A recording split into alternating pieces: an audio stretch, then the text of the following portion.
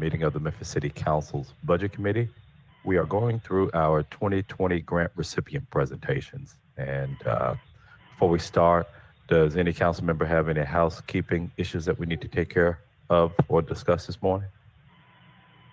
If not, Ms. Hyman, would you conduct a roll call, please? Yes, sir. Councilwoman Logan, Councilman Colvett, Councilwoman Robinson, Councilwoman Swearingen, Councilman Morgan, Councilman Ford, Present. Councilwoman Easter Thomas, Councilman Carlisle, Present. Councilman Canale, Here. Councilman Warren, Here. Councilman Smiley, Councilwoman Johnson, Present. and Chairman Jones. Present. Well, colleagues, good morning again. We have quite a long agenda on this morning. To the presenters here, you will be given 10 minutes to present. You don't necessarily have to take all the 10 minutes, but we would like to have just a thorough explanation, particularly of your finances, of your budget. So if you could start your presentation focusing on the budgetary aspects of your request, that will be helpful. And then you can go on, telling a little bit about your organization. So if there's nothing else, let's see, let me check the queue here.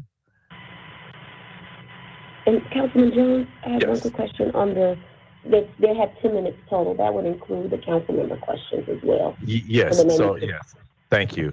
I would say if you could probably provide a presentation of about 7 minutes to allow about 3 minutes for council questions that we may have of your organization.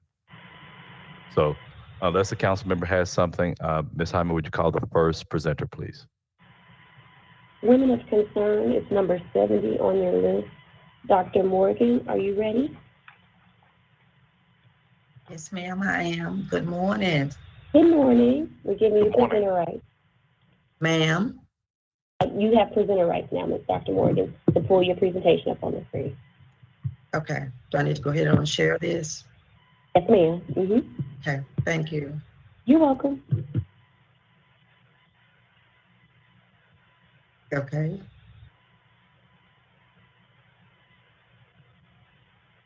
You need my you need my budget now, right?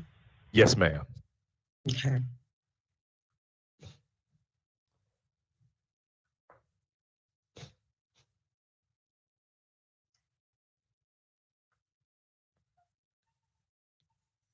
Sorry for the delay of this. Excuse me. That's my budget here. Can everyone see it? Yes, ma'am. Okay, great.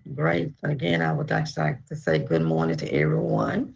And thank you all so much for supporting Women of Concern over the years, and also being there for the community, which is our senior citizen, our youth purpose and homeless program. I want to go over the budget right now so we can have, some of my budget is kind of cut off. Let me just pull up here. We have what is Youth with Purpose. This is our young people dealing with in different areas, as well as going back to college and all, which is $3,500. And the senior citizen program that we have, which is $20,650, and the homeless program that dealing with the homeless. That's where we can help find homes and provide different projects for them, which is $7,500. And we have which is the parenting program. This is our first parenting baby shower program that we have to help the young people that's pregnant and having their first child. We go in and help them as well, which is $1,250. And then we have our grant incentive, where we give again back to the college students, and also have someone to come in and work as well, which would be young people, young. They fresh out of high school, getting ready to go to college, getting them an experience for the work world. So that is $3,500, and then that's again our internship goes with that, and that's a total up to $40,000. That's the fund amount requested, $40,000. Excuse me for my voice on that. During the COVID-19, we also helped our senior citizens in that area. We abreast them on what is happening and what they need to do and what we can provide for them on our senior citizens. And we start with the age bracket, which the first was on our list as being the most risk. Therefore, we made our duty to personally reach out to them with our resource. We also make phone calls as well to check on them to see how they are doing, is anything they're needing. Based upon that, we also did household cleaning where we asked them if they need anything that need to be clean, like their laundry. We ask them to put it in a bag, set it outside, and we have someone to come get it. We wash it, do whatever's need to be done to their clothing, and the instruction is to set it back outside, but the senior will know that the clothes will be there. We also provided different things with their to help with their immune system on this. Our organization, which everyone knows about our organization, is to empower knowledge and believe that knowledge is power, and to empower our senior citizens and youth, homeless, ex-offender, and some of our most economic depressed citizens within the city to improve upon their living environment. We also now is getting the house ready for a young couple that is very much needed a home. So we're getting it prepared now for them on that. The funds that is given from the city, a councilor of the city of Memphis is very helpful to us. I know we're not a lot on the news. You don't see of us that much, but believe me, we are out there helping the constituents in the community. And we not only just help 38116, we goes to other zip codes as well.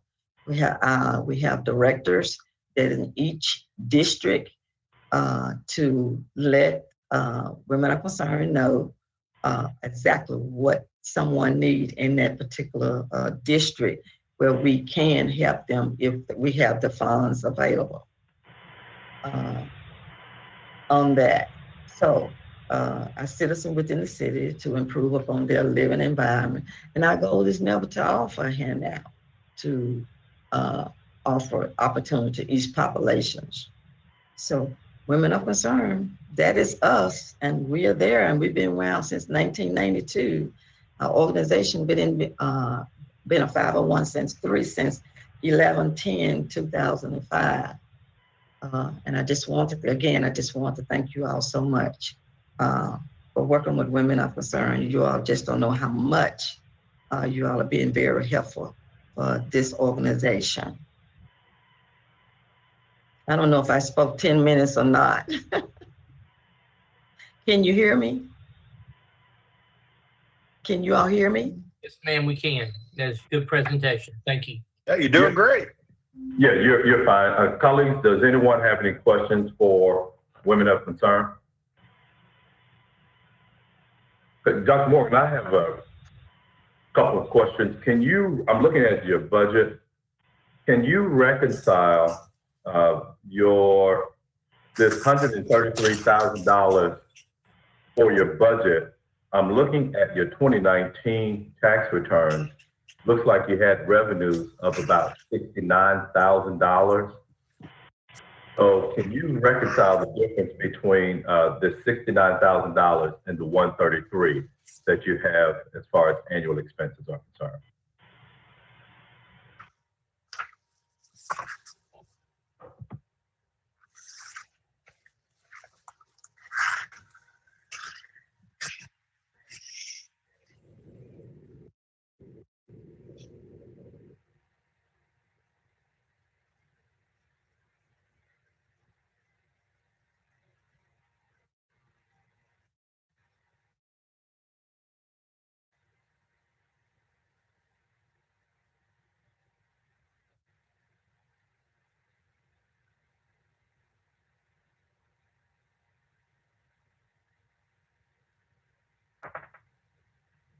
Dr. Morgan, are you there?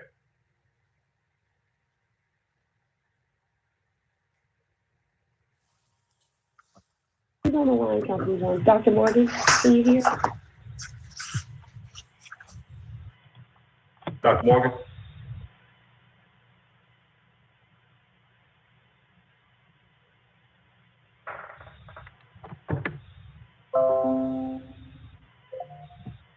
Chairman Jones, we'll get someone to give her a call and have her back on for questions, if that's okay with you.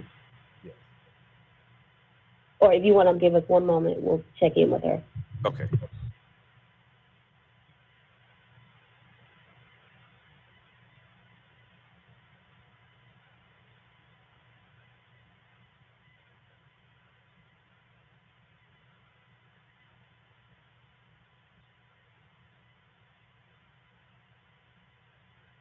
Chairman, can we move to the next presenter? Uh, let's see. Well, I don't want to interrupt the next presenter to answer the question. There's a somewhat of a discrepancy. I just wanted an explanation because I don't think we'll have a chance to hear him again before we make our grant or make our grants. So I just wanted to give an opportunity to reconcile this.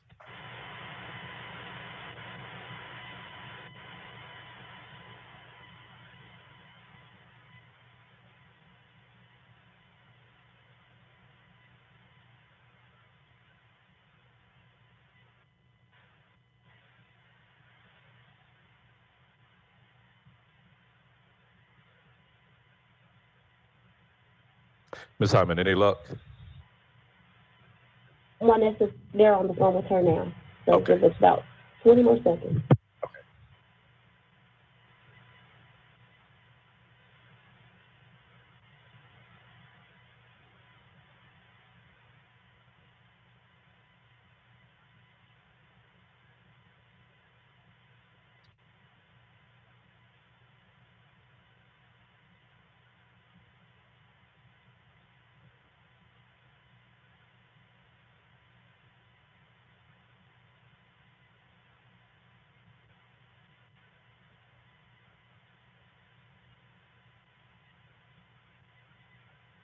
Councilman Jones, Dr. Morgan is going to come back and finish her presentation.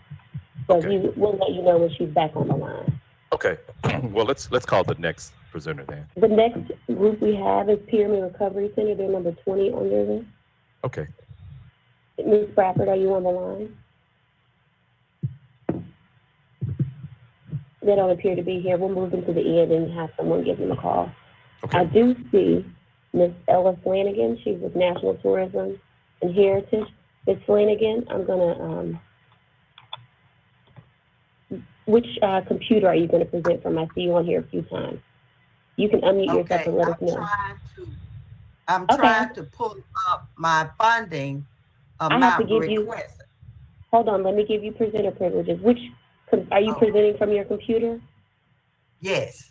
Okay, let's see if this is the right one. Did it come through for you, Ms. Flanagan? Let's see.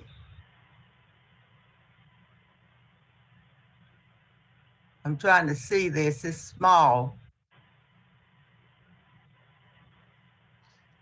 It's the one that says funding amount requested. It's number 4. That's the slide number. You need to click share.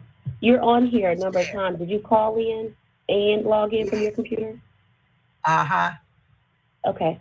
So are you on the phone when you're talking or on your computer? I'm on the computer.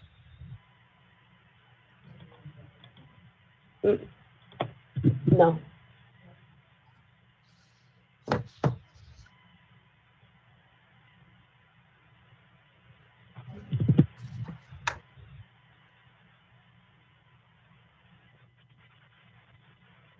I think I'm back on.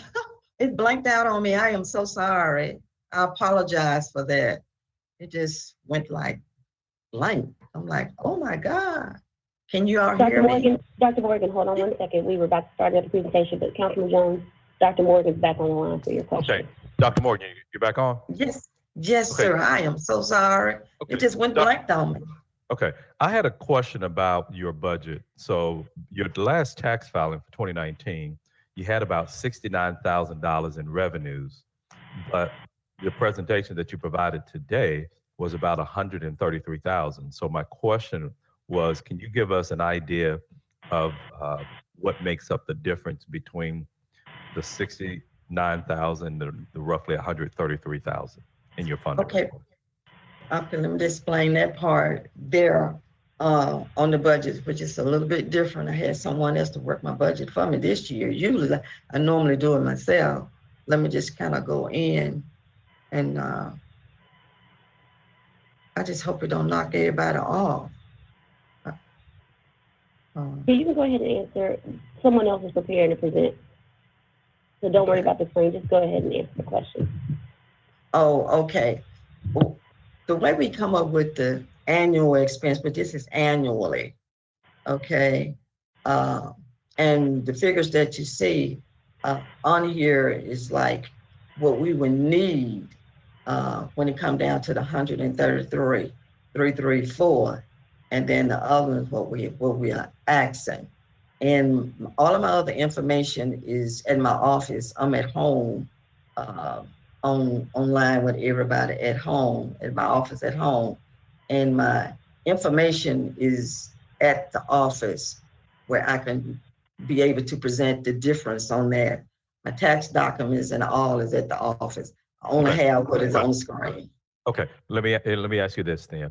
So, do you have a source that can provide you the difference between the $69,000 and the 133 that you are expecting to raise for this year? The source I do have, trying to get it is a whole different. It's just different.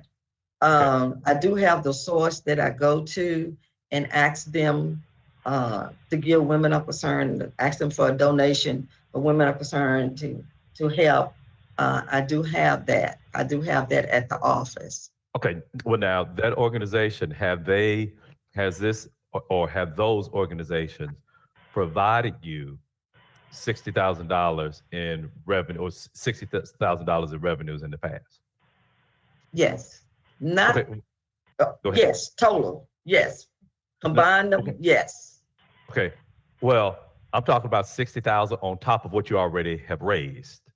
Because we got to get from 70,000 to 133,000. So what I'm saying, you may have the 60,000 already in place. Do you have, is it reasonably expected that you'll have other outside organizations that can give you another $60,000? Prayerfully, hopefully, once they, But you haven't identified that yet. no. Okay. Thank you. I do have those organizations that I've been going to. Some of Okay. them I have been going to. So Well, well, what did I my answer concern your is, question? yeah, you did, but we strive not to be a majority funder or Mhm. provide the majority of the funding. So if we granted your request of 40,000 versus what you turned into the IRS as far as your revenues of about 70,000, in that particular Mhm. case, we are providing more than 50% of your funding. And we don't want to be that for any organization. So I uh, understand. I was trying to see if you've identified sources that can provide or get you closer to that 133,000 that you listed as far as your annual expenses are concerned. I can provide the sources, whether the sources give, I will have to ask. But Okay, for us, the but ones that, have you presented? Do you have tax documentations that have provided anything close to $133,000 in funding for you in the past? no, I have to be honest on that, no. Okay, right. So, okay. Well, those are the only questions that I have. Thank you for coming back and answering those questions for me. Okay, then thank you so much. Have a great day.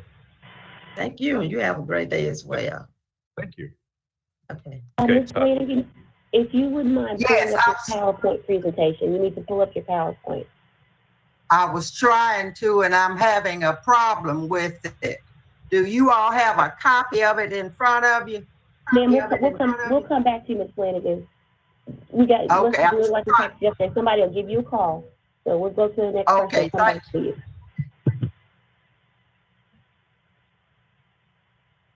Okay, Ms. Hunt, Next, we can move. okay. Next we have CCMI. Is anyone from CCMI on the line? Yes, Is ma'am, anyone- I'm here. What's your name? Yes, ma'am. I can hear you. What's your name, ma'am? Yes, my name is Shakila. I am the representative for CCMI. You'll have to log in from a computer. So if you could log in from a computer, we'll have someone give you a call. You can't do it via phone. So we'll come back to you. Okay, all right, thank you. And next we have Sweet Chicks Ministry. Sweet Chicks Ministry. Ms. Smith, I'm going to give you presenter rights. Okay.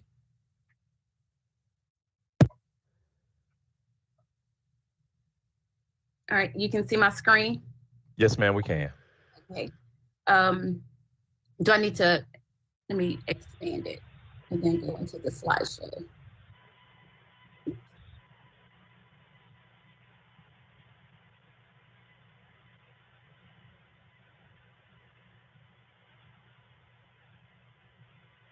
Okay, That's here's, perfect, Ms. Smith. okay, thank you. Okay, here's my budget. We're requesting $50,000. And most of the budgeted items will go directly to our program supplies, which is diapers, formula, sanitary pads, baby wipes, all the items that we distribute to low-income families and mothers in need. The second item on our budget, oops, I'm sorry, something just happened. Do you still see the PowerPoint? It's back on now. now. Yes. Okay, I'm sorry. I was trying to move the presenter screen so I can grow. But the other amount is business expenses. That just goes toward how we give out our supplies. We need saran wrap, labels, different items to package our supplies in for us to distribute to families. So that's what that other amount is. And so our total budget amount is, our total requested amount is $50,000, but most of that is for the actual program supplies. And then the $10,000 that you see here for transportation. So we have how we get our supplies to families is through partner agencies and then through our distribution drive-throughs. We host drive-through events because of COVID, where families, they just drive up, they fill out their intake form and they tell us what size diapers they need, what type of formula, if they need sanitary pads, and we pack them all up and we just put them in their trunk and they drive off. And so what we found is that a lot of families are without transportation and they can actually get to us to get the supplies. And so we would like to get a trailer. That way we can put supplies in and take to different neighborhoods in Fraser, in Whitehaven, and Orange Mound to get to those families who can't get to us. And so that's our budget. Our year-to-date actual, well, when we did this budget was $38,000. COVID has changed quite a bit in how we've been operating. In previous years, we've never gotten over $50,000 in donations, but this is our first year where we are on pace. Well, we've actually just hit our $50,000 mark, and we're expected to, go above that. But most of our money is actually spent on our actual program of providing these basic needs for families. If I go to the next screen, if you can see our funding. What we've actually received year to date, and this is when this was done, we've actually just received $1,000 from the Emergency Food and Shelter Program to purchase more formula, so that year to date actual is a little bit more. So we are anticipating by year end to get up to that 110,000 revenue mark and 101,000 in expenditures and most of that is actually program supplies. And so that's a brief overview of our budget. And then I'll just go to this screen here. I started my organization in 2014. When I was pregnant with my daughter, I lost my job. My husband, he lost his job. And so here we are, a new couple, new child coming, and we had no income coming in. I've researched different organizations like the food stamps and WIC and all these other federal programs, and they could provide me with anything I needed except what I actually needed, which was diapers. And so after I started back working, got back on my feet, I started Sweet Cheeks Diaper Ministry. We actually got our 501c3 in 2018. And since we started, we have distributed almost 500,000 diapers to low-income families here in Memphis and our surrounding areas. And our mission is to meet the basic needs of families by providing diapers, wipes, formulas, and other necessities for babies and improving their quality of life. The vision of my organization is to create a community that is passionate, aware, and dedicated to happy and healthy babies. Like I said, we serve low-income families in several demographics by providing basic needs. We provide hygiene products to women and school-age girls. We provide formula to families who are food insecure. And most importantly, we provide diapers and incontinence supplies, baby wipes, and other supplies to families in need. Before COVID, we were serving a couple hundred families a month. I was operating out of the side of my garage. Since COVID, we've had to move into a bigger space to accommodate the need that had arisen. We're now providing supplies to over 1,000 families a month, going through about 30,000 diapers a month, which is almost triple what we did in the previous year. So this money would definitely help in so many areas. And when we look at poverty, I would like diaper need and period poverty to be included in those conversations. And that's my presentation.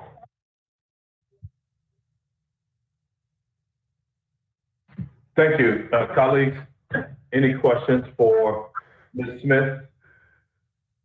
Okay, Ms. Smith, so none of my colleagues have a question, but the question that I have for you, you indicated that you've raised how much year to date? So far, we are at, well, when I did this application, we were at 60,497, but but right now we are at, actually now at 76,000 so far year to date. Okay, 76,000. Okay. Yes, sir. Okay. And let's see. 76. Okay, those are the only questions that I have. All right, thank you so much for listening. We do appreciate it.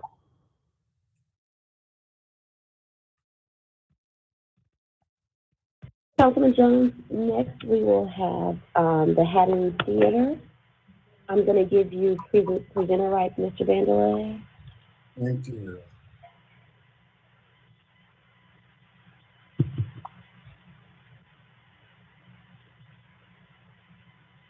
Good morning, ladies and gentlemen in council.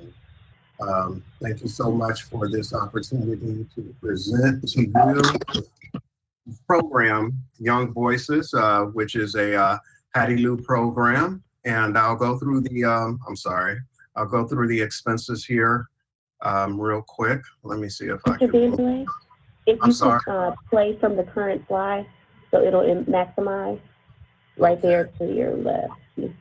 Go over a little more, right there, perfect. Click that. Okay. There you go. Thank you so much.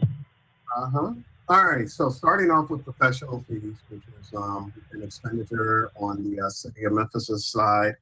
Those professional fees cover our grant writer and person who will also oversee the program, Brooke Sarden, Adrian Porter, who is our CPA and accountant, to make certain that the expenditures are being spent according to the program. It's also for Child Advocacy Center training for our facilitators. This program does deal with youth. And so whenever we have individuals who are in direct contact with youth, whether that be remotely or in person, we do necessitate that they have that training. This is also for an independent evaluator We typically like a person who is not employed by Hattie Lou to evaluate our programs. That just gives us a real bird's eye view of are we pushing the needle, are we meeting our objectives, and to get some actual stories and testimonies from the participants. And then a graphic designer and videographer, both of whom are going to be very important for the final product of this program, which will be the filmed performances of the youth participating in this program. When you go down to supplies, those things, of course, cover basic office supplies that we use on a day-to-day basis, marketing materials and subscriptions such as Adobe, which are going to be very important to get the word out. This is a very good program to help youth alleviate some of the mental and emotional stress that they're going through right now. However, if they don't know about it, then they won't be able to take advantage of it. And so therefore the marketing materials and graphic designs are also going to be very important, as well as the subscriptions that are associated with that. When we talk about our non-personnel invests, so Hattie Lou typically uses cameras simply to film our performances and to stream it onto the screens that we have in the lobby. However, we've never filmed anything which is to be disseminated through various digital platforms. And so that we're looking at a camera there. We're looking for a boom microphone. Boom microphones are microphones that are typically used for filming. The ones that we have right now are really used for on-stage performances for individuals who are within close proximity. Other indirect costs associated with the use of Hattie Lou facilities. Right now, our theater is pretty much closed down because of COVID-19. The only part of the theater that we're using are the executive offices and the conference room. However, for this program, we will be cranking everything back up in the entire building. And then when you look at indirect costs, you're looking at insurance to cover the facilitators. We do have part of our insurances to cover individuals who are working in close proximity to youth. Background checks. We always have background checks run on all of our facilitators who deal with youth, as well as transportation. Some of the participants may not have access to get to and from the theater for their training. And so therefore we want to make certain that we're able to cover all costs associated with transportation. So those go over the line items. That comes down to $19,800 that we're looking at, that we're requesting from the city for this program. So the opportunity here is the young voices of COVID-19. Many of these youth are quarantined and they have been social distanced from as far back as March.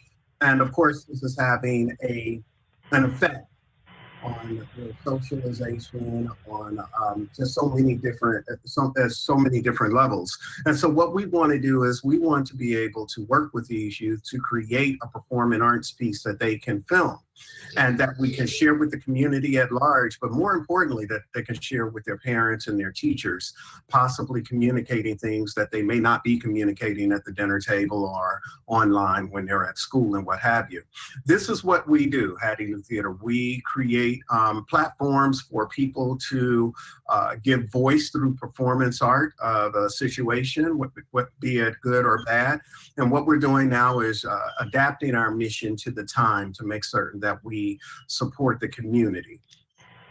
So our solution here, again, is to make certain that the youth have an independent, they have this level of artistic independence, which is facilitated, and we want to make certain that they produce something that they're proud of, something that truly reflects what they're going through, what they're thinking, and something that draws in other individuals, other youth, other people who can identify with what that child is going through. We know that we're going to get a lot of people to see this. We're looking at 1,200 people to view this online. That is through our social media platforms and our website and our email database. And we're looking for 45 to 60 youth to participate in a Zoom discussion with the 27 youth that we're going to reach out and hopefully work with throughout this program. So our quantitative goals, of course, are the number of volunteer and administrative hours that are invested, the number of citizens served, and the amount of capital raised. The amount of capital raised will be capital that will be reinvested in such programs, and those may come in the form of individual gifts. It may come in the form of donations in lieu of gifts, or just things that we can recycle for as long as this pandemic goes on, so that we can continue to serve youth in this program. And that's my presentation. Mandela, excellent presentation. Colleagues, does anyone have a question for Hattie Lou Theater? Seeing none, I don't have any, sir. Thank you for your presentation. Stay safe. Thank you. Y'all be safe. All right, thanks. Next, we have the Gall House, which is number 87 on your worksheet. Mr. Lewis, are you on the line?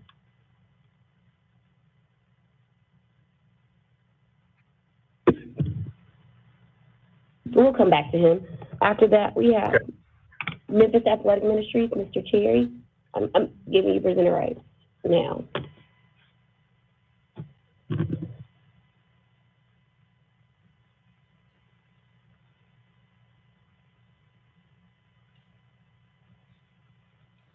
Chair, are you on the line?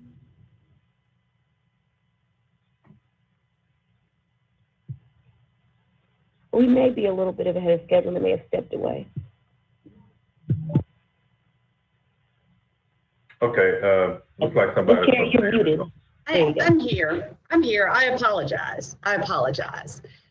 Good morning. Memphis Athletic Ministries is here requesting $391,000 to support virtual learning sites with after-school care for at least 250 kids for the entire school year. Now I'll share a little bit about MAM for those of you who don't know who we are. Memphis Athletic Ministries is a youth development organization that operates 8 gyms in high-needs neighborhoods across Memphis. Neighborhoods like Parkway Village, Bethel Grove, Alcee Ball, Frazier, the Heights, Hamilton, and Uptown. Last year, 1,800 kids walked in our doors, and every day, 700 kids chose to spend time with us. Those are pre-COVID numbers, of course. And in just a minute, I'll share a little more about how MAM is serving today. MAM is open to all youth ages 8 to 18, regardless of ethnicity, religion, athletic ability, or any other status. All of our programs are optional. Now, MAM youth live in economically challenged zip codes where the median income is only 55% of the median income for Memphis as a whole, and only 32% of the national median income. MAM kids are 95% African American and just slightly more likely to be male than female. 2/3 of them are from single parent households. MAM empowers boys and girls through sports, mentoring, career and college readiness, elementary and middle school literacy, and Bible studies after school, all in a loving, safe, fun environment. We help kids see what's possible for their lives. Over our 22 years, thousands of MAM kids have gone on to become upstanding, productive citizens. As COVID-19 has changed the world, we have adapted to meet the immediate needs of our youth and their families. From late March through July, we served more than 84,000 meals to more than 6,000 families through 13 mobile food pantry events in partnership with the Mid-South Food Bank. Since school started on August 31st, we have been serving almost 250 kids through virtual learning hubs and after-school programming at 6 MAM locations. That's why we're here today seeking financial support. Now, we've seen that Excel spreadsheet with the financial requests from the other 90 wonderful nonprofits who are making their case before you. So why would you invest in MAM? We have been told that the services we're providing now compare favorably to those private schools are offering. Our staff to kid ratio is better than 1 to 10. We're enhancing student focus with headphones and white noise machines, and those are obviously some of the expenses that are outlined in the budget you see. We keep students engaged with short structured breaks throughout the school day to get their creative juices flowing and keep their hearts pumping. We provide breakfast, lunch, and snacks. Of course, we enhance safety with masks, 6 feet between workstations, daily COVID screening, and extensive cleaning protocols. In partnership with the city of Memphis, we have mandatory COVID testing for all staff members every 10 days. Our work with kids doesn't end after that last school bell of the day rings. Our parents often need the support of a structured program for their children after school hours, particularly when their work schedules don't perfectly align with school schedules. That's why we're open 10 to 12 hours each weekday. MAM is a one-stop supporter for our kids and their families. We already have experience engaging kids and providing academic enrichment, so we are uniquely qualified to serve in this way. So how are we doing? One teacher from Delta Prep said that she just wanted to say thanks for what MAM is doing now. She said, "We have several kids from my school that come to you guys daily, and it makes such a difference. Some of your staff have printed, helped, been available, and are clearly present. Please extend a special thanks to them for making a big impact in this really difficult and seemingly impossible work." Another teacher from Vision Prep said, "I just wanted to let you know that every single one of my kids who are at MAM for virtual learning have been on time for every Zoom call. The Wi-Fi connection is good. The kids already know how to work their devices. The noise level in the rooms make it evident that every scholar is focused on their classes." And this is the important point that teacher made. "No other daycare center or community center has been able to give the kids that same sort of stability from what I can see as a teacher. I have been super, super grateful for MAM this week, and I wanted to let someone know." And with that, I'm happy to take any questions. Colleagues, do we have any questions for Memphis Athletic Ministries? Ms. Sherry, none of my colleagues have any questions. I don't have any. I just want to say thank you for your presentation and wish Thank you. you, Councilman Jones. You're You welcome. too. Thank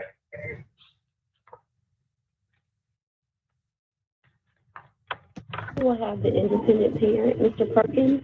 You have presenter privileges, and that is number 90 on your worksheet. Good morning. Good morning. Oh,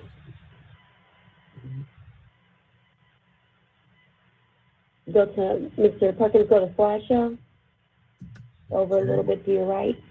There you go, perfect, thank you. thank you so much. Okay.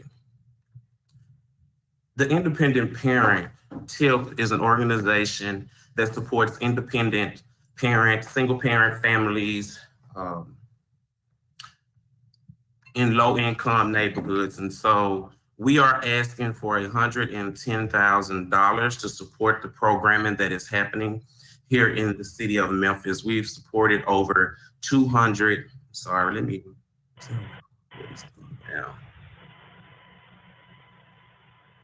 we supported over 200 families providing care during the COVID-19 time, right now assisting with living situations as well as MLGW. And so we're asking for $110,000 to expand the programming that we're doing.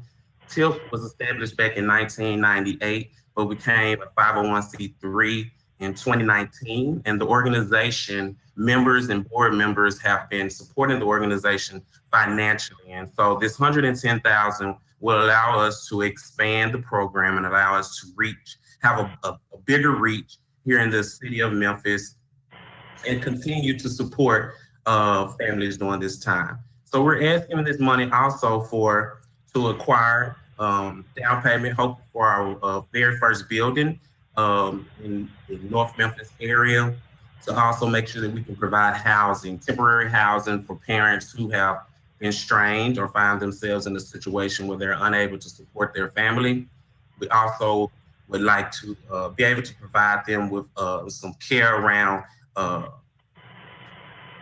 Wi-Fi as well, and mobility with that. And so we're just looking for ways that we can expand, and this is one of the ways that we would like to do that. And so I'm open for questions because we're very new to this, but we're not new to the work. Okay, thank you, Mr. Perkins, for your presentation. Colleagues, are there any questions for the independent parent? Okay, I don't see my colleagues with questions, but Mr. Perkins, I have a question that's related to yes, sir. You turned in the revenues that you reported to the IRS were less than 50,000. So for this year, how much money would you say your organization has raised? We've raised this year approximately around $10,000. Yes, sir. Okay. And so now your presentation, well, your budget sort of cuts off at the bottom. You've raised. How do you account for looking at the 366,000? Have you identified a source to help you raise everything else that you're looking to do to provide the services that you provide for this year? Yes, we are. If you could, I'm sorry, I'm having issues hearing you. Could you repeat that? Okay. What we have, and this may have been part of your presentation, your organization annual budget is 366,000, but you said you've raised about 10,000. My question is, how do you have a source? Have you identified a source to help get you closer to what your organization's annual goal is for the year? Okay. We do have some partners and board members who have reached out to different companies and helping organizations who are willing to help us that we've identified with. We are looking forward to reaching our goal. So yes, sir, we have identified some people who will be making donations and gifts towards this organization to help us continue with our work. Okay. So those are the only questions that I have. So thank you for your presentation this morning. Hope you have a good day. Thank you so much. Next, we have the Card Black Foundation. Ms. Moore, are you on the line? She's not on the line. We'll go to Bold Brothers. Pastor Mims, are you on the line? And following that, Heart of Hickory Hill. Are you on the line?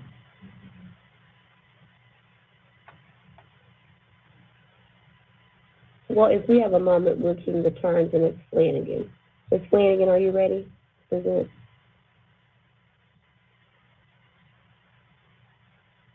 Yes, I am. Did you hear me? Yes, good morning. Your presentation. Okay. Good morning, Mr. Chairman and members of the Memphis City Council. Hold on My one second, name is... Ms. Flanagan, you're going to need to pull up your presentation. Okay, I thought I had. No, ma'am. Okay, let's see. I have to go over here. Share your screen. Okay. Is it sharing now? No, ma'am. Okay. You need to click at the bottom on your computer screen. Okay. The 4 icons that we went over yesterday. There's a microphone, a camera, and then a screen. You'll need to click the screen.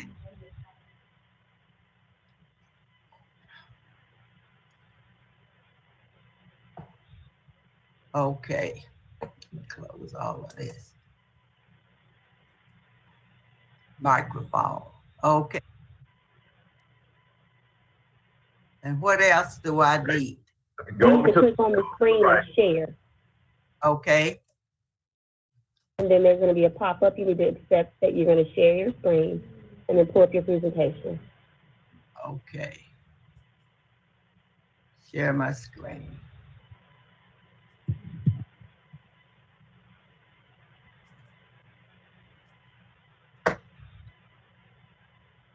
I've lost it again. Just come back to me. I'm having problems. Okay, well, Clay, if you wouldn't mind giving Ms. Flanagan a call back again, we'll make sure that she's settled.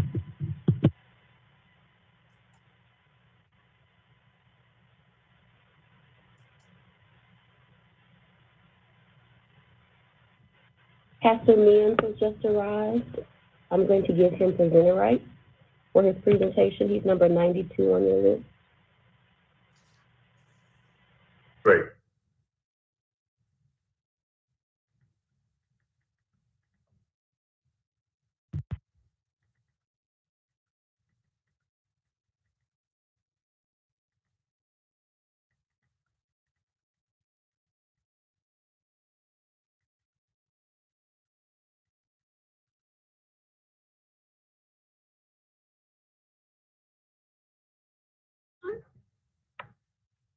Pastor Mims, we're ready for you. We've given you presenter rights.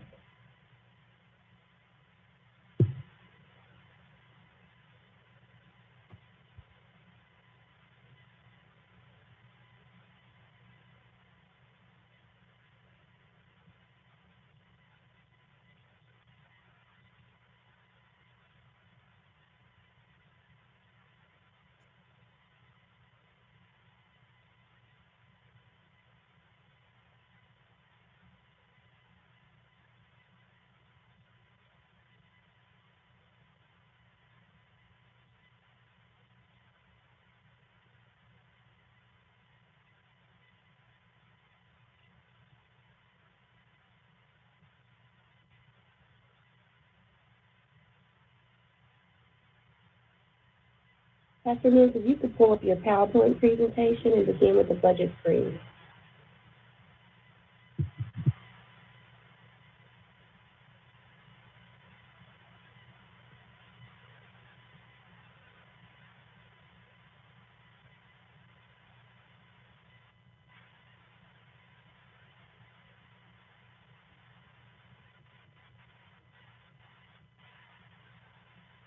Pastor Mims, we'll come back to you. I believe that Mr. Lewis is ready to present. Mr. Lewis, you have a few names on here, so I'm going to try to see which one we need to give presenter rights. You're logged in multiple times. Hold on 1 second. Mr. Lewis, can you hear us?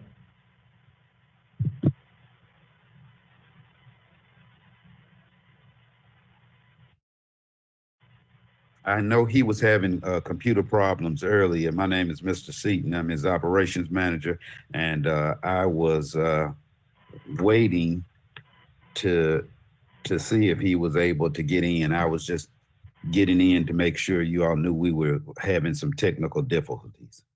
Yes, sir. We've had a staff member talk to him and said he was ready, but if not, we'll come back to him again. Okay. Thank you so much. Are you able to present? No, ma'am, I'm looking for the presentation now. I thought I wasn't aware that we had to have it, so I don't have it on my computer, but I'm trying to get it emailed to me now. Okay.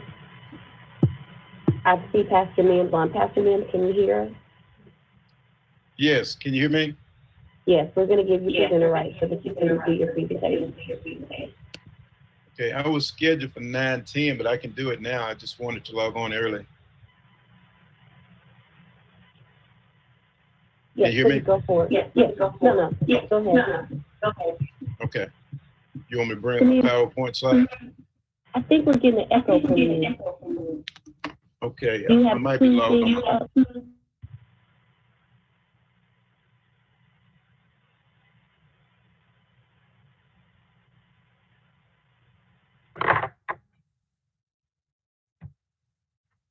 Whenever you're ready, you can go ahead.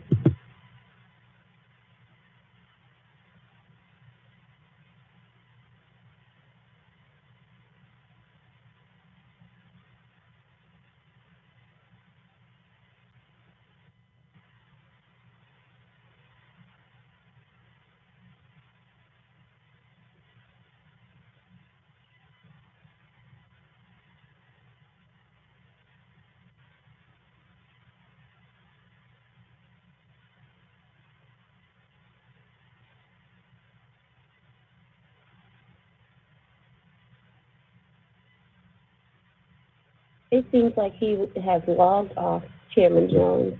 We'll Okay. go to the next Well, one. no, looks like he's come back on. Okay, there you go. Pastor Mims, you there?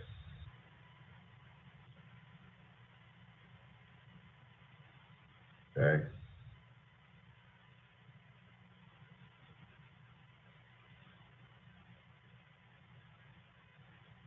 Brooke, I saw that he had presenter rights, or that he was the new presenter.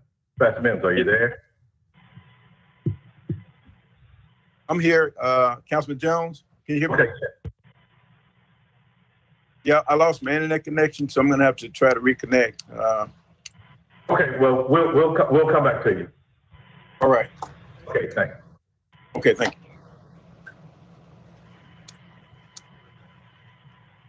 Okay. Is Judith Blackmore here with the Clark Black Foundation?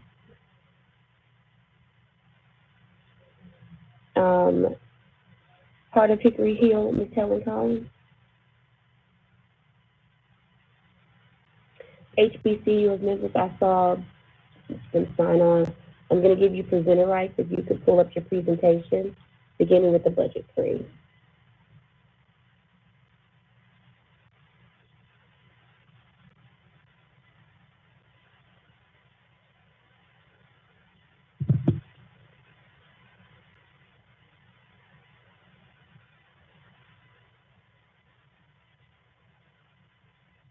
All right, we're here.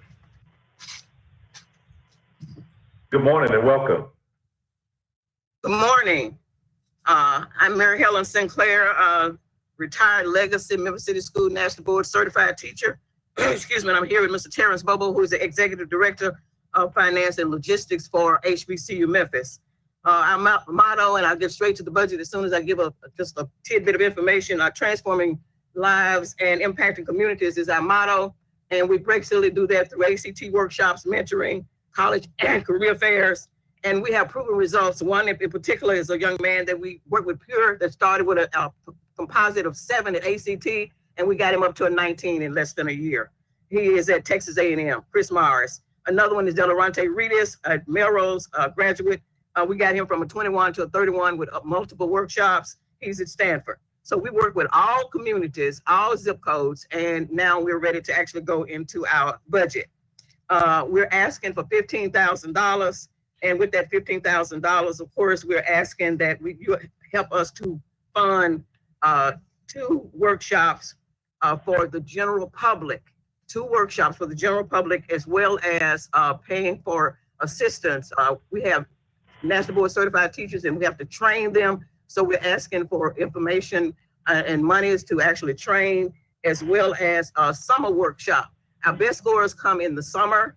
The students who take the test in June usually make between 25 and 31, with a minimum sometimes coming in at 21. So we want to make sure that we have 2 workshops in the summer, and those workshops would run approximately $5,000 for that workshop that we would have in the summer. And also we have administrative costs with it, dealing with now that we're having to do the information through Zoom. We're having, of course, to pay, for that. We usually have been using Middle Baptist Church, where we did not really have to pay an overhead for using their facilities. And also they make contributions to us. We also give book scholarships and to students. We try to give at least 4 book scholarships, excuse me, $500, per student. So we're asking the council to fund $15,000 of this money so that we can actually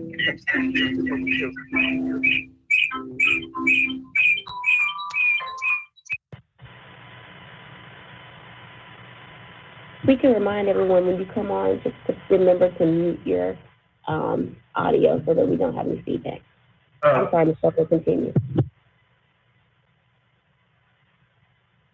Ms. Bobo, was that the conclusion of your presentation?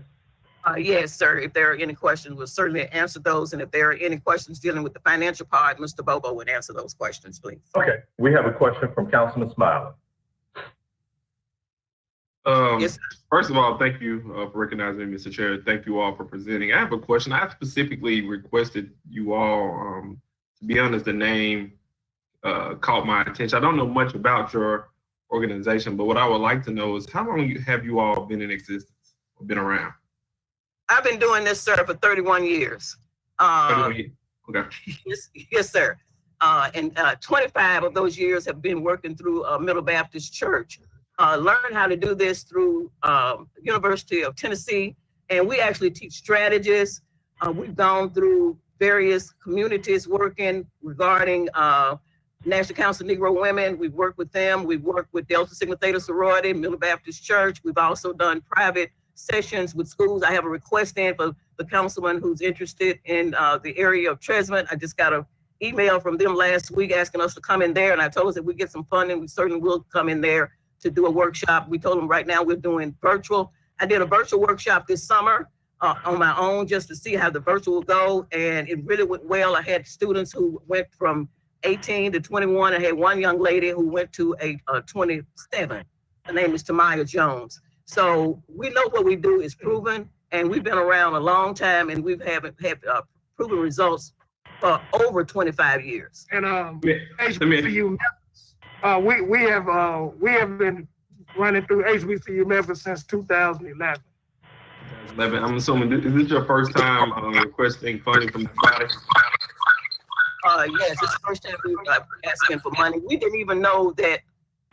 We've just been getting private donations, and of course, Middle Baptist Church has been making contributions, and really didn't know about this money until a couple of years ago that we could actually come in and request some funds. And we missed the deadline last year, being a novice group to this, but this year we tried to be on it. Okay, and I guess my last question for you all, I guess in the past 5 years, on average, about how many students were you able to serve? On an average workshop, sir, we do about 450 children per workshop, and that's cutting it off because we don't have the space. When we go into a school, we went into Whitehaven School about 10 years ago, when Dr. Hunter first became the principal over there, I think, and we brought in 1,000 students from Whitehaven and as well as all throughout the district. So we average about 1,000 students that we can actually, with our budget, that we can actually serve, providing them the adequate information, because the only materials I require that we use is ACT qualified materials. There are a lot of propaganda type materials out there, but we actually use that type of material. So it gives us a disadvantage in some ways because it's a little bit more expensive to run through ACT. But if we're gonna teach students a way, we have to test them that way. So that's why we use ACT materials. So, but usually about 1,000 or more students. And if we go into a school, which we do sometimes, we may do as many as 500 children in a period of a couple of days at a school. We have been averaging maybe about 6 workshops a year. How do you go about getting the word out? We send it out. We send emails out to the school counselors. Okay. We have Facebook. We have links that students they come on and they Google links where they just fill it out in flyers. A lot of different methods. Also, okay, so you have a vast network. Gotcha. Okay. Okay, let me just answer this too. I got a call the other day saying I was a celebrity. They heard my name on WDIA because Bev Johnson and Stan Bell promotes us. We send PSAs to them as well as other radio stations. We send them to the TV stations, but they don't pick up on it and give us our free PSA as well as the WDIA and some of the other radio stations. So my name was called the other day according to my beautician. What I will say is Bev Johnson and Stan Bell have a way of making everybody feel like a celebrity. Yes, sir.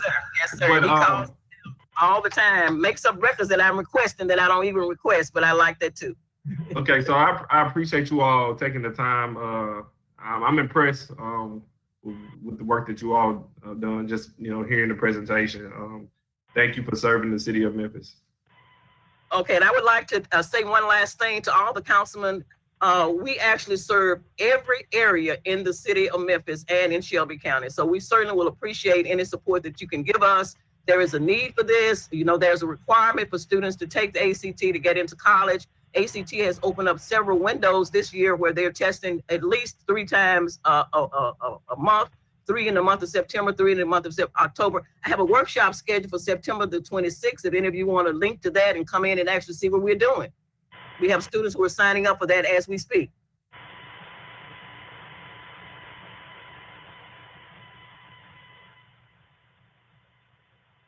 Thank you. Thank you for your presentation. I don't see any other council members that have any other council member that has any questions. So I hope you all have a good day, safe day today. Oh, I'm sorry, Councilwoman. No, not yet. Councilwoman Robinson. I just want to say that I am familiar with this organization, and I brought it to their attention that they could apply for a city council grant. But what is the number on our document? What is their number? Number 96. Okay, thank you. But now, if you have the list, like the list that I have, that's by council member, then it'll be under Councilman Smiley's name, depending upon what list you have. But it's number 96. Number 96. Yes. Brooke, will you send me that spreadsheet, please? Sure. Thank you. Okay. Well, thanks again for your presentation. You all have a good day. Thank you, safe. sir. Thanks for having us. Thank you.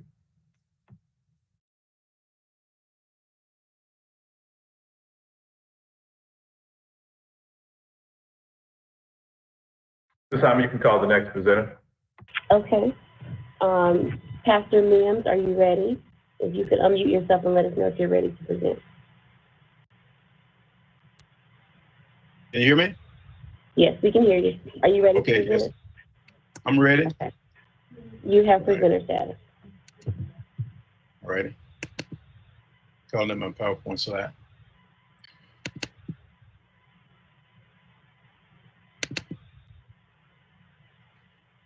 Are you? Okay, good morning, everyone. Good morning. Good morning. Good morning. Good morning. Council Chairwoman Robinson and Chair Jones and all the council representatives, Councilman Smiley, thank you for, I guess, receiving us this morning with our presentation. Thank you for getting up so early.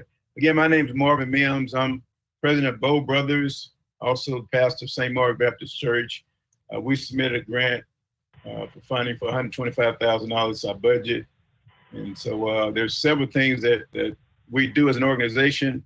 Our primary existence is mentoring young people, young men and young ladies. Pastor Mills, I'm sorry to interrupt. Could you make I guess the presentation larger? Sure. Maximize it. And can we get the number of this presentation? What's the number on our list? Number 90. Is that better? Yes, but also Go to the slideshow. Pull it back up. If you go to slideshow and click from current slide, go down. Go to the top, the orange taskbar at the top. Okay. Where not the orange. If you go too far, it's going to disappear. Right here? Pull your cursor down. Pull your cursor down. Okay, do you see slideshow? Right there? Right here. Uh-huh. Yeah. Click there. Okay. Now go Right. to the second icon that says play from current slide. All right. And click that.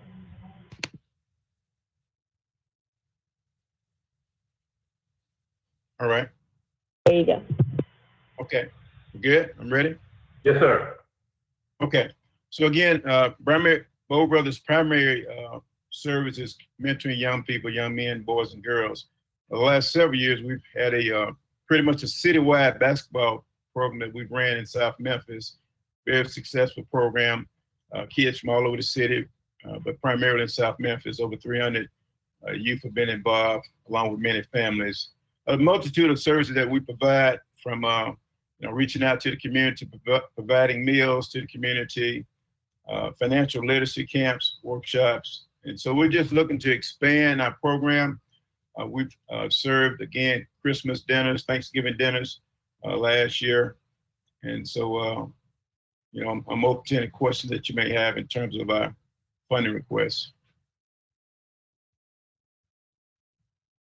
I have a question, Pastor Mims, Councilman Smiley. I guess my question is, it seems the bulk of the request from this body is a facility and building improvement capitalization expenditure. Could you briefly touch on that? Sure. Thank you, Councilman Smiley. I figured that would be a question. So we operate our program at St. Mark primarily, and St. Mark built a multi-purpose building in 1990. That building is about 30 years old. So we wanted to enhance the facility. One of the things, and I didn't mention, but we provided free programs for over 30 years for youth in our community, but really focused in the last 5 or 6 years. And so at cost, no cost. And so that includes building facilities, lights, you know, and so there's a need for the improvement of our facility. One of the things I firmly believe, and I've seen gyms across the city being improved, Memphis Academy of Health Science, a new gym floor. It will breathe some life and enthusiasm into that building and the community. Young kids will have an opportunity to play on a basketball court. We want to put a hardwood floor down that will make it look like, you know, just like any other school gym or, you know, professional gym. And so our building is in need of much improvement. And we just want to give it that wow factor that when kids come there to play, that they are really, give them a lifelong experience, that they play somewhere that was really nice. Okay, you mentioned hardwood floor. Do we know the, I guess, the approximate amount of, I guess, putting down a hardwood floor? Yeah, so I did get a estimate from a company. Again, I mentioned Moss earlier, a company that did Memphis Academy of Health Science hardwood floor, and it was for $52,000 was the cost of it. And so part of the $62,000 is just some painting of the building as well, inside of the gym, and some other improvements. No further questions from me. Thank you, Pastor Mims. Thank you, Mr. Smiley. Good morning, Pastor Mims.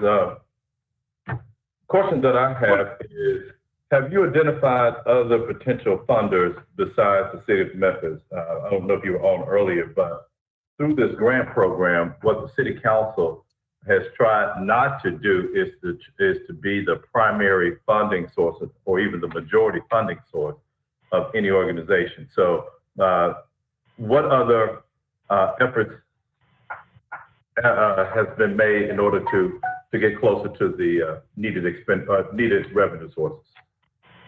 Oh, great question, Councilman Jones.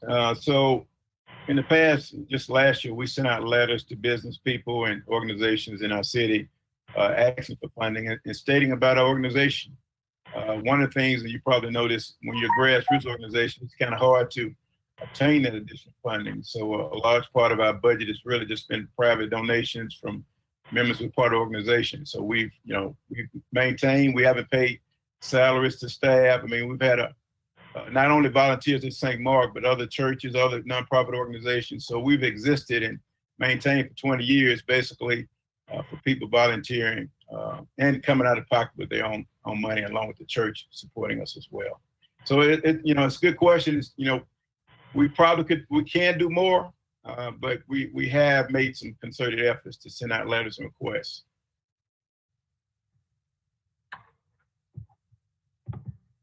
Okay, thank you. I don't have any other council members in the queue. Seeing none. Let me say this, Councilman Jones.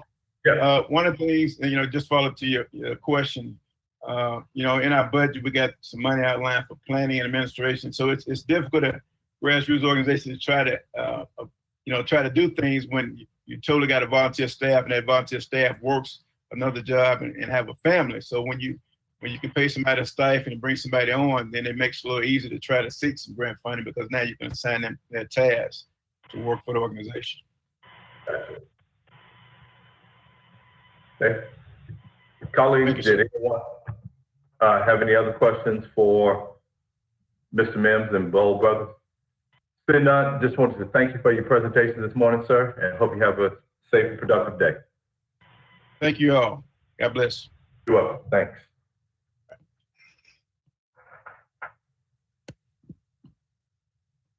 Next is up is the Memphis Urban League. Is Kanye Cecily Damon online? Okay. What number was that again? Well, we're going to move to Ms. Flanagan to see if she's ready. Ms. Flanagan, are you ready to present?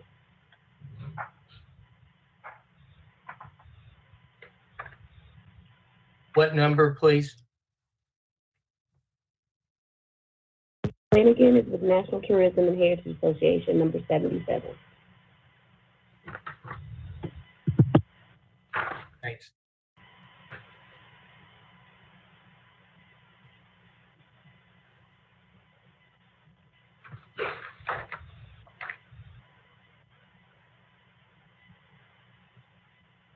Flanagan, are you on the line?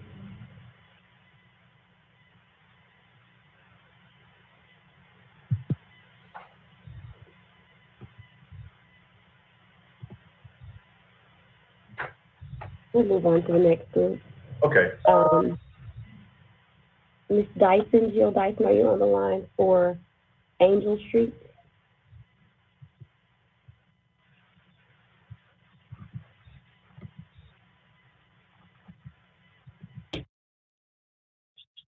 Ellie Cloud, but this one, are you on? I'll give you presenter rights so you can go next. Are you on, Ms. Cloud? Yes, ma'am, I am on.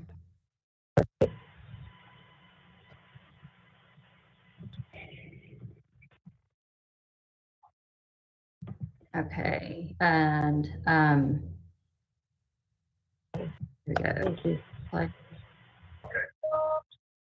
Slide, there we are. Okay, wonderful. So let me turn my camera on. See how to do that. Thank you all for entertaining my grant proposal for Thistle and Bee. It's Eli Cloud. So I am a woman. Thank you. And Thistle and Bee is the organization that I'm representing today. We have an ask. I think I'm sure everybody has had a chance to look at how many 91 presentations that y'all got. So I am happy to answer questions. I did realize in my presentation here that I have a line item where it's just a total amount of resident support that I'm asking for. And one of the things I would really like to just make you all aware of is that we are looking at increasing our residential capacity. During COVID, our waiting list has continued to grow for the Thistle and Bee program. And we have a deadline of really wanting to have a new residential property operating within the next 5 months so we can accept women who will be coming from a treatment center. And that this grant would allow us to help increase our impact by, in order for us to get this house, it would help us increase our impact by providing that 20,000 would be like a third of our down payment.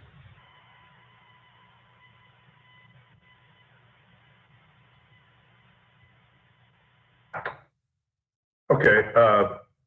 We have Dr. Warren who's in the queue. Dr. Warren, you're recognized. Thank you, Mr. Chair. I just wanted to make sure that we got like a 30-second or 60-second explanation of what the organization does and who they serve, so people who are unfamiliar with it can have a better idea. Absolutely. Thank you for asking. Thistle and Bee, and I don't think y'all can see me, can you? It seems like my camera's not working. I apologize for that. Thistle and Bee has a 2-year program of recovery for survivors of sex trafficking, prostitution, and addiction. Our program is a 2-year residential program with wraparound support services, everything that you can possibly imagine that a woman would need, coming either out of street level trafficking or whether or not it's been part of a trafficking ring or street level prostitution, everything that they would need, generally coming in proof of life, dental, medical. Most of them have their wisdom teeth, and they've been impacted for years, and so they're in pain. And the 12-step recovery program is a large part of what we do as well. So the first 6 months that the women come into our program, they have a focus on self, and there are some milestones that they must meet to move into the next phase, which includes employment in our social justice enterprise. So women are hired initially on the production team, and that means that they are bottling honey, manufacturing products made from honey, and then we sell those in our social justice enterprise to provide employment hours for the women who are working. One other thing that we are going to do is we are actually going to absorb Sister Supply, which is another nonprofit organization in Memphis that addresses period poverty. So pads, tampons, and underwear to menstruators who lack financial access to them. And we will be absorbing that and operating it as a mission of Thistle and Bee and workforce preparedness for the survivors who are in our program, because frankly, it teaches a completely different skill set. And all the women who come to us at different levels of preparedness for work and life. And so we work on everything that we can. We have one woman right now who is going to school full-time to become a social worker. And so she's not working, but we give her a stipend to support her while she's going to school. Not everybody's going to become a beekeeper, and we understand that, but basically the program is intended to have women living sober and free. So free from chemical addiction, free from financial dependency on anyone else, and then gainfully employed, and family reunification is a large part of what we are also doing. Can you comment on your graduation rate? I can. So we did not start our residential program until it was May of 2019. So we have the capacity for 6 women because our residence that we lease currently is zoned for single family residence. In those 6 women that we have, I think probably our final 6 right now, it has taken 11 to get to those 6. However, we are following a model that was created by Thistle Farms about 25 years ago, and we're part of a sister network of organizations. There's 16 organizations across the country that are doing this work, following this model. And the success rate for Thistle Farms program is over 75% as measured by if the women are living free, independently, and are gainfully employed 5 years after graduation.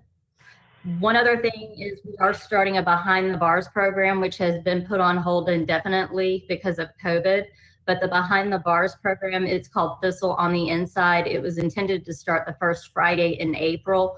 That's going to become a feeder program to our program because it's a softer transition. And that's also going to help with successful graduation.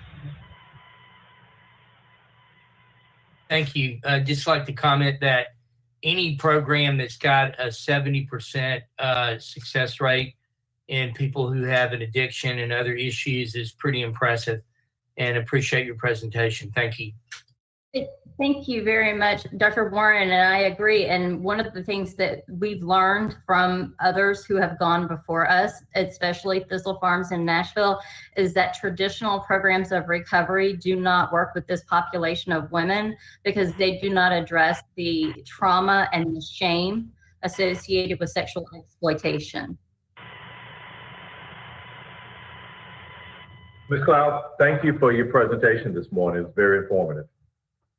Thank you. Are there any questions about, our ask? I hope it's a reasonable request. I did hear you say on the last one that the council does not want to support, organizations part of this sustainability. What I'd like you to know is we're in a critical growth phase, and we've been in this critical growth phase throughout COVID, and it's not slowing us down, but we do need your support this year to allow us to get to that place where we can double our residential capacity, if not more than double our residential capacity. And we have made an offer on a house that would allow us to do that. And so if anybody here prays, please pray that we get this house. We've made the offer. Just please pray that we get it, because it'll allow us to help up to 18 women from 6. But thank you again for your presentation. Thanks for the work that you do. Thank you so much. Have a good day. Y'all, have the rest of your day. Thanks. Ms. Simon, you can call the next presenter, please. Next, we'll have number 94, Heart of Hickory Hill Neighborhood Association. Ms. Darby, you have presenter rights.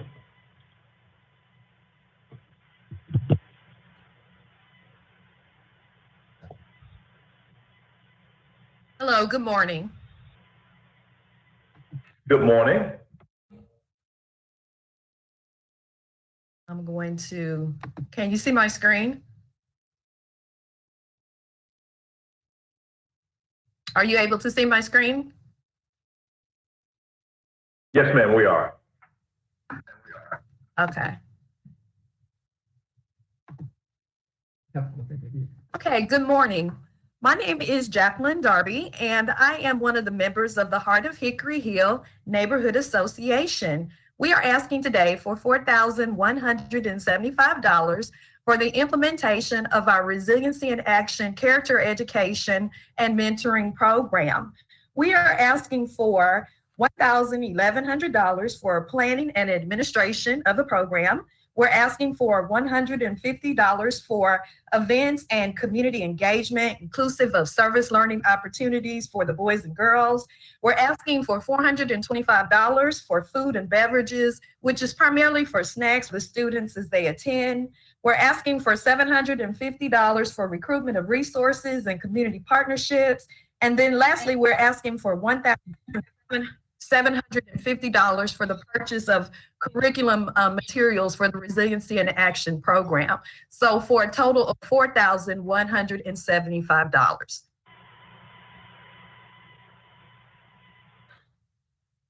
Colleagues, any questions for Ms. Darby?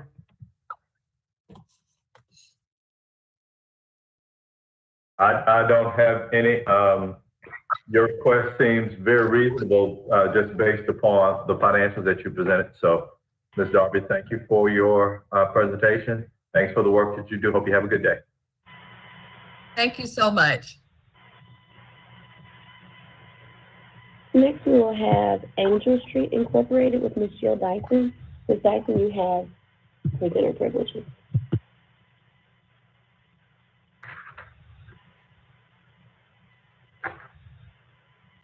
Thank you. Is everyone able to see the screen? Let me pull Yes, it up. we are. Wonderful. My name is Jill Dyson, founder and president of Angel Street Memphis. We are in our 8th year of programming. We focus on development of females ages 8 to 18. We are an arts program, and we mentor through music as our vehicle. We are positioned in the North Memphis community, 38107, but we plan on expanding in the next few years to other sites. We empower girls through musical training and mentoring to understand their value, discover their purpose, and then become creative leaders in Memphis. We're expanding our program for mentoring to be more formalized in the next 3 years, starting with a pilot program this year. We have developed an online platform as well, and so we're asking for $50,000 to go towards our operating budget, just to help us build those areas more completely, with plans of sustaining that in the next 2 to 3 years through other resources that we have been able to build over the past 8 years, through grants, individual funding, and then actual fundraising events that we host throughout the year.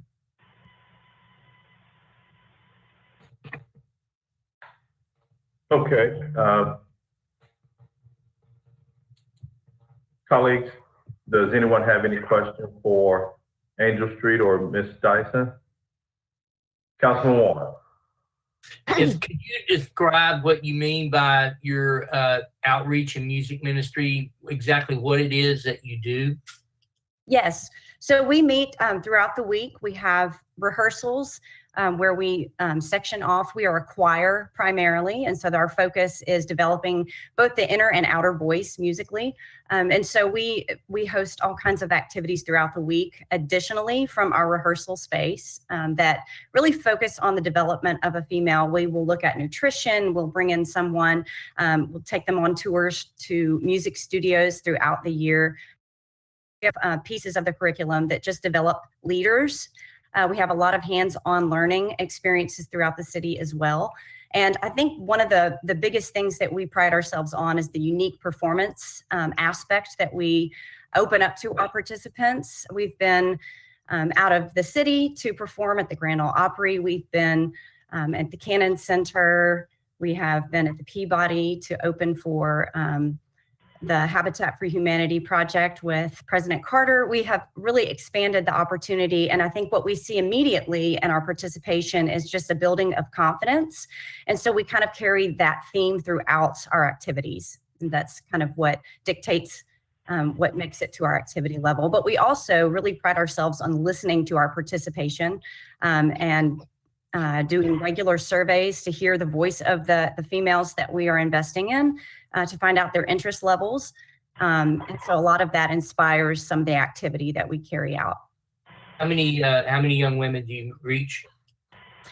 We have had up to about 75. Of course, this season has been quite different, as most of our schools that we partner with, KIPP and Kingsbury, and previously Caldwell Guthrie, going through some shifts and changes with the online platform. So we've really been leaning into that space. We created during COVID, when it first hit, an online platform thanks to AutoZone, and we call it Angel Zone. And it's a interactive platform for the girls to participate in. They can upload artwork, videos, music content. Our staff creates creative content to also put there. And we've really been leaning into Zoom as our rehearsal space.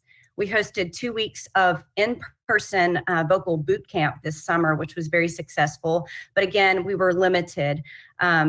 This year, we're anticipating around 30 participants during COVID that we are engaged with, but we hope to expand back to our normal numbers post that, when we can actually be in person. Thank you. Mm-hmm. Colleagues, any additional questions for Angel Street or Ms. Dyson? Okay, seeing none, Ms. Dyson, just wanted to thank you for your presentation this morning. Thank you. Thank you for the opportunity. This is our first time to apply in this platform, and we're just honored to be a part. So thank you so much. Great, you're welcome. Next, we will have the Memphis Urban League with Tanya Sexton-Damon. Ms. Damon, you have presenter rights.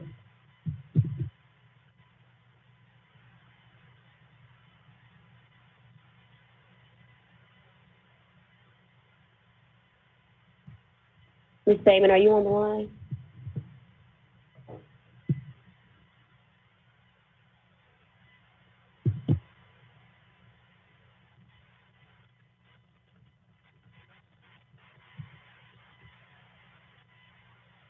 We can go to number 109, Man Up Teacher Fellowship. I'm going to give presenter privileges to Mr. Washington. You'll need to pull up your presentation starting with the budget screen.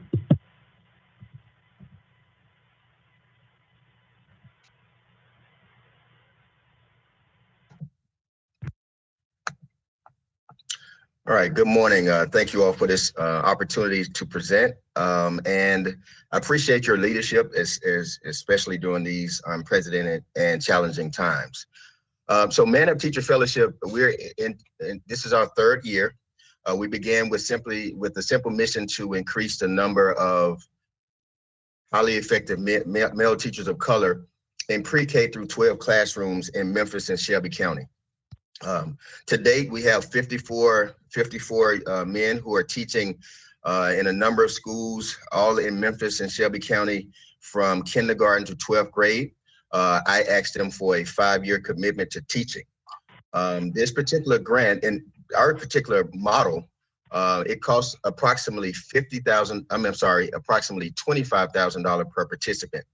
When you compare our program to other programs that are doing similar work, we're about half the cost.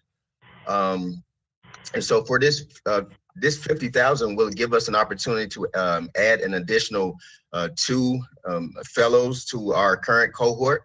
I have a waiting list. I have a pipeline of young men who are either currently working at a school as an assistant or some other role, but who are aspiring to become teachers.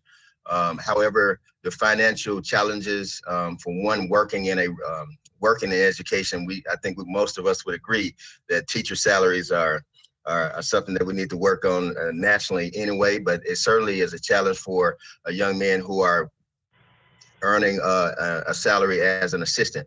And so in partnership with Relay Graduate School, Teacher Ready, which is an online teacher certification program, as well as Mississippi State University and several other universities who voiced interest, including University of Memphis, Lemoyne. And so there's several conversations happening.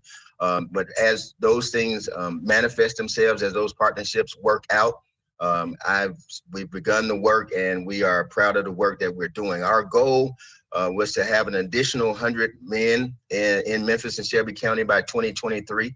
We're en route to surpass that number. My goal is so I started with 10 men 3 years ago, 19, we had 19 last year, 25 this year. My goal is to reach a cohort of 30 each year and keep that number to 30. And so we started by identifying young men who have an undergraduate degree with at least a 2.75 GPA. I can actually accept men who have a 2.5 GPA on a probationary period for 1 year if they meet the program requirements and maintain at least a 3.0 GPA in their graduate work. So on that note, with this budget, we have an opportunity to add an additional 50 men. And you'll notice there are some other programmatic pieces that are unlike other similar programs, is that one I really would like to highlight, and that's the Praxis Academy. I have you may not be aware, but a majority of about 63% of minority aspiring teachers who take the Praxis exam, which is a teacher licensure exam, don't pass it the first time. And so I identified 5 cohort content specialists in which we went to Princeton, New Jersey last year and actually met with the test developers for ETS. And from a 3-day train the trainer, we developed a curriculum to prepare and help other aspiring teachers in Memphis and Shelby County to pass the Praxis exam. And this is open to those who may not be fellows, but any teacher in the city, we offered them an opportunity starting last year to attend our sessions, which we held on Saturdays. And this year they're going to be virtual, of course. For those who were non-fellows, we offered 10 courses for $200. We tried to keep that cost down because, again, salaries, want to make it cost effective and also attractive for those who need to pass the Praxis exam. And so, again, this $50,000 will place an additional 2 men, put them on the pathway to becoming fully licensed with a 5-year commitment. The research and data is clear, especially for boys of color and students of color who have male teachers of color. They're more likely to finish high school, go on to college. And for us, it is an equity issue. It is a social justice movement, and this is the right work. So on that note, are there any additional questions about the particular budget, or should I move forth with other slides from the presentation? You can go on to other slides in the presentation, sir. All right, okay. So let me go back to previous. Okay. As I mentioned earlier, I won't show the video, but again, our mission is simply to increase the number of male teachers of color in pre-K through 12 classrooms. As I mentioned before, we have currently 54 young men. This is cohort 2. I don't have a picture of cohort 3. An additional programmatic piece that I did mention is that I also, in partnership, I worked with New Memphis Institute last year. They helped me identify successful male teachers of color with at least 3 years of teaching experience here in the city. And I reached out to several of those young men and recruited them to become mentors. Some of the research from Dr. Travis Bristol indicated that a number of our male teachers of color don't remain in the work because they are what he referred to as loners. Typically, they are the only male teacher in their school. And with that, oftentimes there's this undue pressure or added pressure for these men to to take on the most challenging students, to become the dean of students, or become, in essence, the police of the school. And so one of the things that we make sure that we take pride in doing is that we don't want just men in classroom just for their presence, but we want them impactful, which is why our monthly sessions with these men focus on how to help them improve the quality of instruction that they deliver, how to have highly effective classroom space where all students feel safe and they are willing to do the difficult work and even experience challenges, and the way that they approach failure, if they experience it, is not as if they can't overcome those challenges with support. And so we build capacity in these young men by focusing on building their ability to be able to deliver the content, as well as manage a safe classroom. In addition to that, how to engage the broader community, parents and other nonprofits or faith-based institutions, how to engage them as well to improve the quality of school experience that their students have in their particular classroom. So again, this particular slide indicates some of the research that has been highlighted as it relates to this particular work. One study from Johns Hopkins University actually indicated that there's an economic issue when we don't have as many male teachers of color or teachers of color in schools. In this particular study, it showed that students who had one Black teacher in 3rd through 5th grade, it reduced that Black students' probability of dropping out by over 29%, and for low-income boys by over 39%. So again, we believe that Man Up Teacher Fellowship, this particular work that we're engaging in, is transformational in a number of ways. It will, we believe, ultimately transform communities, city, and then ultimately the world as we look to expand the program in other cities in the near future. I'd also speak to the retention rate for our for our current cohort. We have over 95% of the young men who started out with us are still with, over 96% actually are still with us to this date. We highlight that because of the data that suggests that not only male teachers of color, but teachers in general tend to leave a profession after 2 years.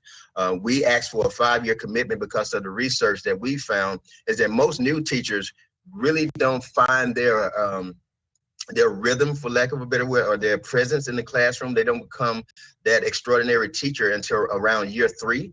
And so what we believe, if we give these men an additional 2 years, we can then not only help them to develop the other incoming cohort, but we can also, we're looking to begin leadership development in these young men with hopes that not that they will leave the classroom, but prepare them to be a leader from their position of teaching.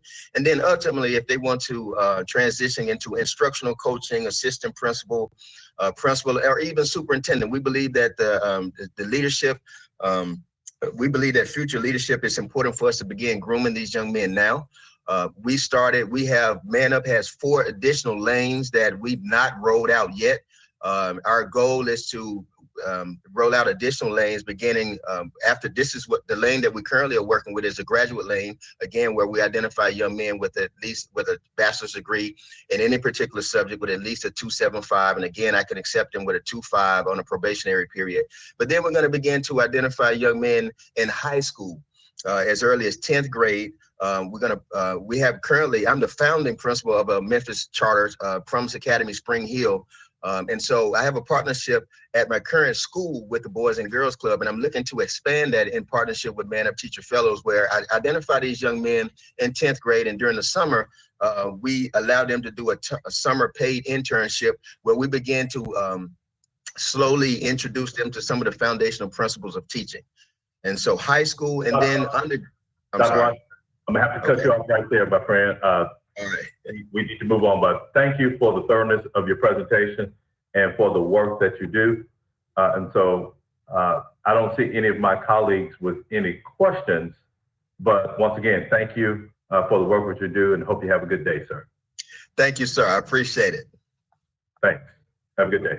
You as well. Next, we will have the Memphis Urban League, number 98 on your worksheet.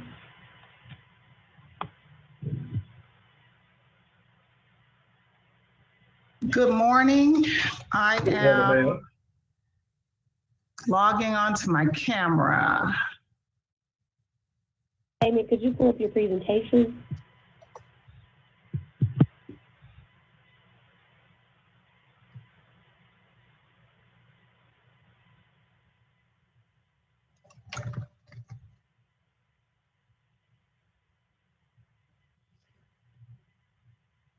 Okay, forgive me. Okay. You want to come back? You still just find your presentation on your computer? We'll go to the next person. All right, I thought I was ready. I had it up. All right, I'll look for it some more. Thank you. We'll come right back to you. Okay, If we could move to Judith Blackmore, I'm going to give you presenter status. You can put your presentation on the screen. And for all presenters, please have your PowerPoint open on your desktop or laptop, whatever device you're using.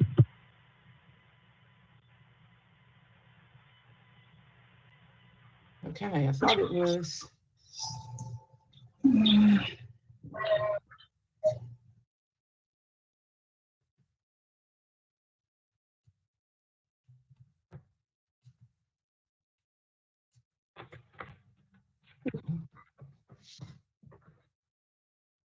Good morning. Can you see it?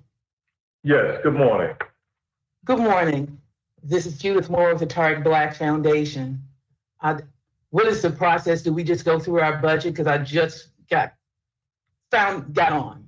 Yeah, if you would start with your budget request, and then after you've completed your budget request, you can move on to the background information about your organization. Okay. The Target Black Foundation is requesting $19,000. And this is part of what we're launching. We're launching a new brand. It's called Taking Back the Future. And the reason for this, we actually thought about this prior to the pandemic, but I think it makes even more sense now, because what we want to do, our focus with Taking Back the Future, is to provide experiential learning for youth around 4 anchors. And those anchors are global awareness, generational wealth creation, technology impact, and health awareness.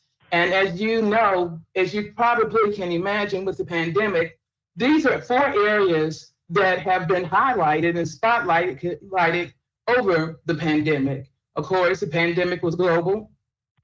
It impacted us economically. Technology is heightened because of it, and it obviously is a health issue. So what we're doing is, our goal is to take the resources that Target Black has, as he has traveled with the NBA both through the country and internationally, and curate programs that will provide Memphis youth experiential learning and heighten and elevate their understanding in these areas. First of all, we have launched this month a series that's online that we have curated, where we have videos produced by young people, young professionals around the United States that speak to and provide firsthand information and tips on all 4 of these areas. So every month there will be videos that the kids talk about, young people talk about health, they talk about mental health, they talk about things like preparing to go to college and how to avoid getting in student debt, how to select a college and make sure in ways that selecting a college that in the end, that college may end up paying for your master's degree, and other topics about travel and getting a passport and what it takes to get a passport. So that for 4 months, we will have those videos. And we've also partnered with Memphis Ambassadors Program, which is MAP, and we're providing those videos to the MAP program. And the week of Thanksgiving, when the students are out of school, we have partnered Memphis Code Crew with Sport Coliseum, which is located in Tel Aviv, Israel, and they are a sports innovation organization.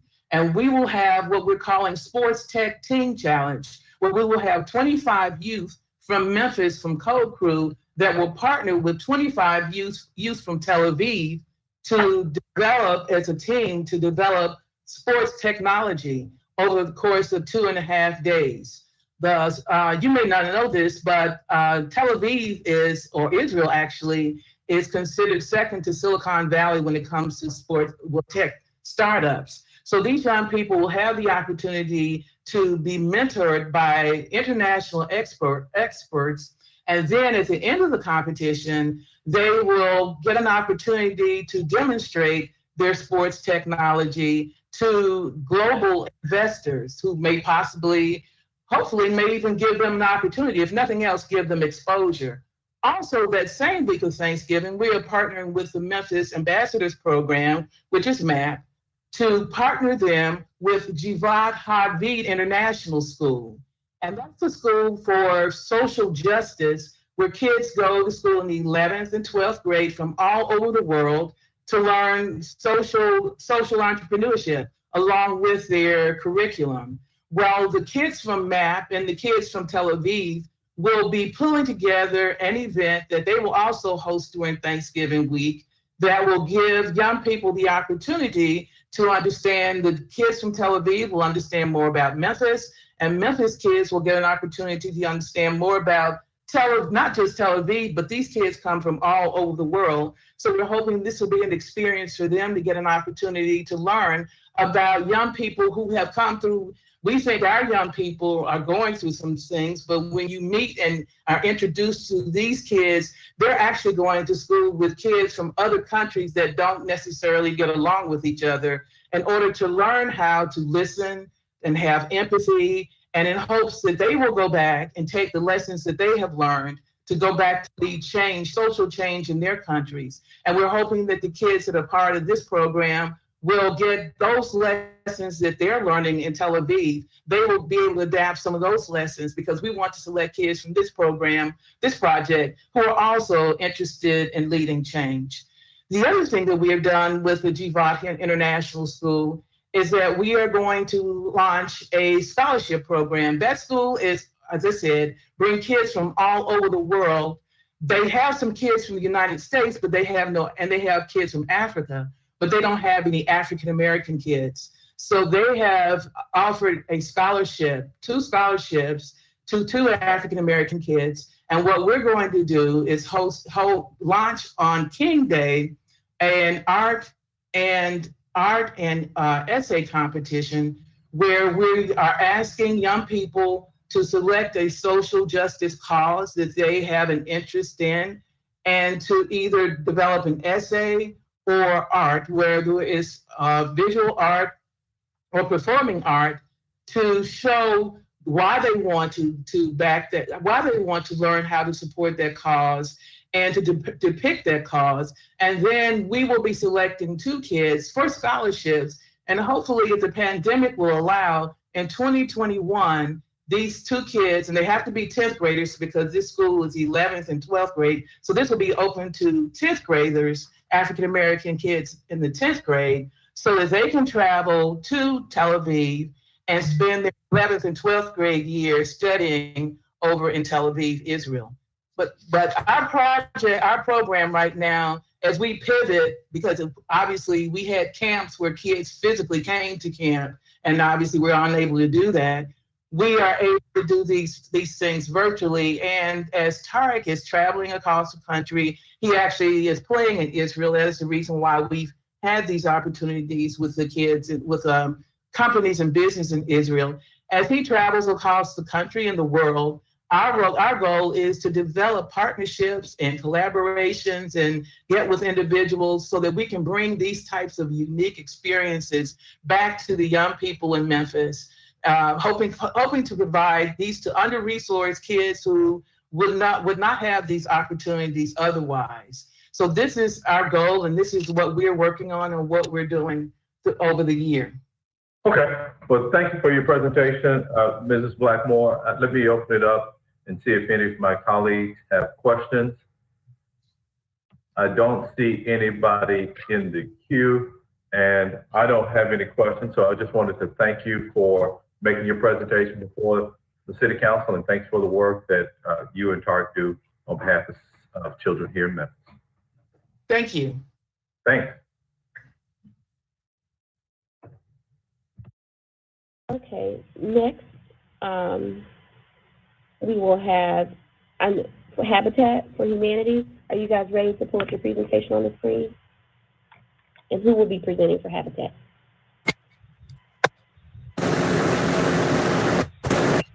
Yes, I'm here. So if we're going to try to give you a call, we've been trying to give you a call to go over how to present. Is there a better number that we can reach you at? Can you hear me, Julie? Hello? Can you hear me? Yes. Can we have a telephone Hello? number to give you? Yes, ma'am. Can we have a telephone number to give you you hear a me? call? Hello? We'll come back to them. I'm Okay.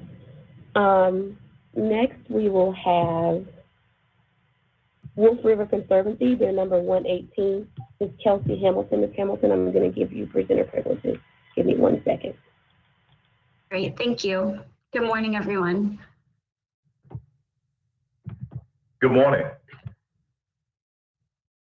Hamilton pulls up her screen. If you're presenting, if you could have your PowerPoint pulled up and ready to go, similar to how Ms. Hamilton has it. Ms. Hamilton, if you go to slideshow from current slide and begin. Thank you.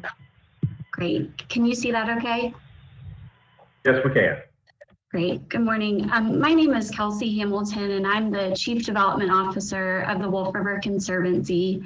We are an accredited land trust, and our organization is committed to protecting and preserving the Wolf River and its watershed, and we've been doing that since 1985. I'm here to talk today about our largest and current project, which is the Wolf River Greenway project. The project is a private-public partnership between the Conservancy, City of Memphis Parks and Neighborhoods Division, and Shelby County. Upon completion, this 12-foot ADA-compliant multi-use paved trail will span over 26 miles following the Wolf River from downtown through North Memphis, through Raleigh to East Memphis, and eventually out to Germantown. Currently, over 12 miles of the trail is open to the public, with another 3 miles currently under construction. The Greenway will add about 853 acres of protected green space in Shelby County, which in comparison is greater in size than Central Park in New York City. And of course, going through 22 different neighborhoods in the city and connecting over 180,000 people who live in a 20-minute walk. As you see on the screen here, the total project budget for the Wolf River Greenway Trail is $66 million. And to date, we have currently raised about $48.2 million of that goal. And as you see on the budget, the bulk and majority of that project budget is through our trail construction and engineering and design for this 26-mile trail. But specifically for the purposes of this grant, in addition to trail construction and engineering and right-of-way and design, we are really putting more and greater emphasis on greenway activation. And as more of these segments are completed, we are looking for ways that we can enhance the trail through infrastructure improvements. Most recently, a dock that was built out at Epping Way in Raleigh creating greater access to the Wolf River for paddling opportunities and recreation, hosting free fitness programs, free paddling programs, free nature walks to the community, and of course, building on our environmental education and service learning provided by our environmental education department. In addition to that, we are also looking to enhance our Greenway Ambassadors program, which is a volunteer-run program identifying neighborhood champions who can be our eyes and ears for the program. I know certainly in this time period, the importance of accessible parks and outdoor green spaces is very critical today, especially in the world of COVID-19 and the emphasis of being outside and being safe. Usage of our trails and outdoor spaces are certainly at an all-time high. We're seeing a 45% increase in usage in 2020 than we were in 2019. So we hope to build off our activation programming and provide free and accessible community programs along the open sections of the Wolf River Greenway. And I'd be happy to take any questions to share more about our project or going through different slides in the presentation. Thank you for your presentation. We have a question from Councilman Warren. Yes. Do you happen to have any information about how greenways affect economic development in neighborhoods and what you're projecting will happen for the greenway that goes through Fraser and parts of Raleigh economically? Sure, and yes, and I will say that a lot of those metrics show that there is an increase in property values and certainly those economic developments. I think those true metrics won't be served until the full 26-mile trail is connected. But just specifically in questions for our Epping Way portion of the trail, which was built just a couple of years ago, we are also seeing that there just recently, I would say a couple of weeks after we opened that section, there was a contractor that was building 30 new townhomes on the other side of James Road. So that's a core example of how trails tend to provide that economic development. But I'm sure as we continue to build out and connect this 26-mile trail, those individual examples will be able to be grasped by greater data.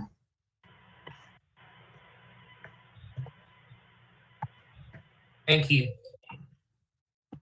Thank you. I don't see any other colleagues that have a question for Wolf River Conservancy. So with that, just wanted to thank you for your presentation, Ms. Hamilton, and I hope you have a good rest of the day and stay safe. Thank you. Same to you all. Thank you for the opportunity and for the consideration for support. Certainly. Next, we will go to For the Kingdom, Mr. Tory Bates. This is number 119 on your spreadsheet. I'm going to give you presenter rights, Mr. Bates. Hey, thank you.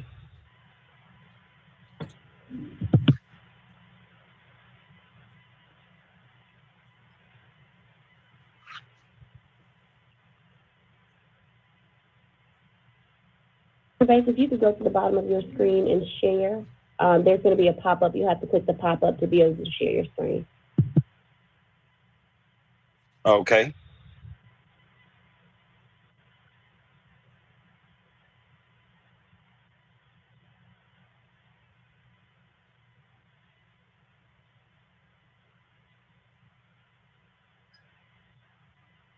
Mr. Bates, we'll have someone. Greetings, everyone. Can you see my screen?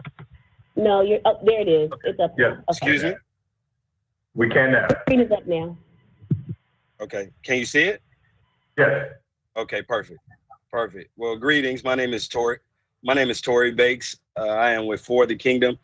For the Kingdom is a 100-acre property. Can you guys see me? Okay, there we go. We're a 100-acre property that's located in the heart of Raleigh. All right, we're a 100-acre property that's located. I'm going to just screen is loading slow for you all and let it get caught up so you're not distracted by my screen moving slowly. All right, there we go. All right, so I'm on slide 3. We are a 100-acre property that's located in the heart of Raleigh. We've been here for a little bit over 20 years. We began just as really a dream of a sweet old lady who really wanted to see kids laughing and playing in Raleigh, really in the city of Memphis in the summertime, without having to incur the expenses of traveling to other summer camps. So for 20 years, we've provided, our vision has not changed. We've provided life-changing experiences for young people through camping and retreats. But as times have changed and the community in which we now live has changed, we've recognized our need to do more. And so we've expanded what our mission is to be what it is now, which is to also meet the basic human needs while providing development and demonstrating Christ-like love to all individuals and their families.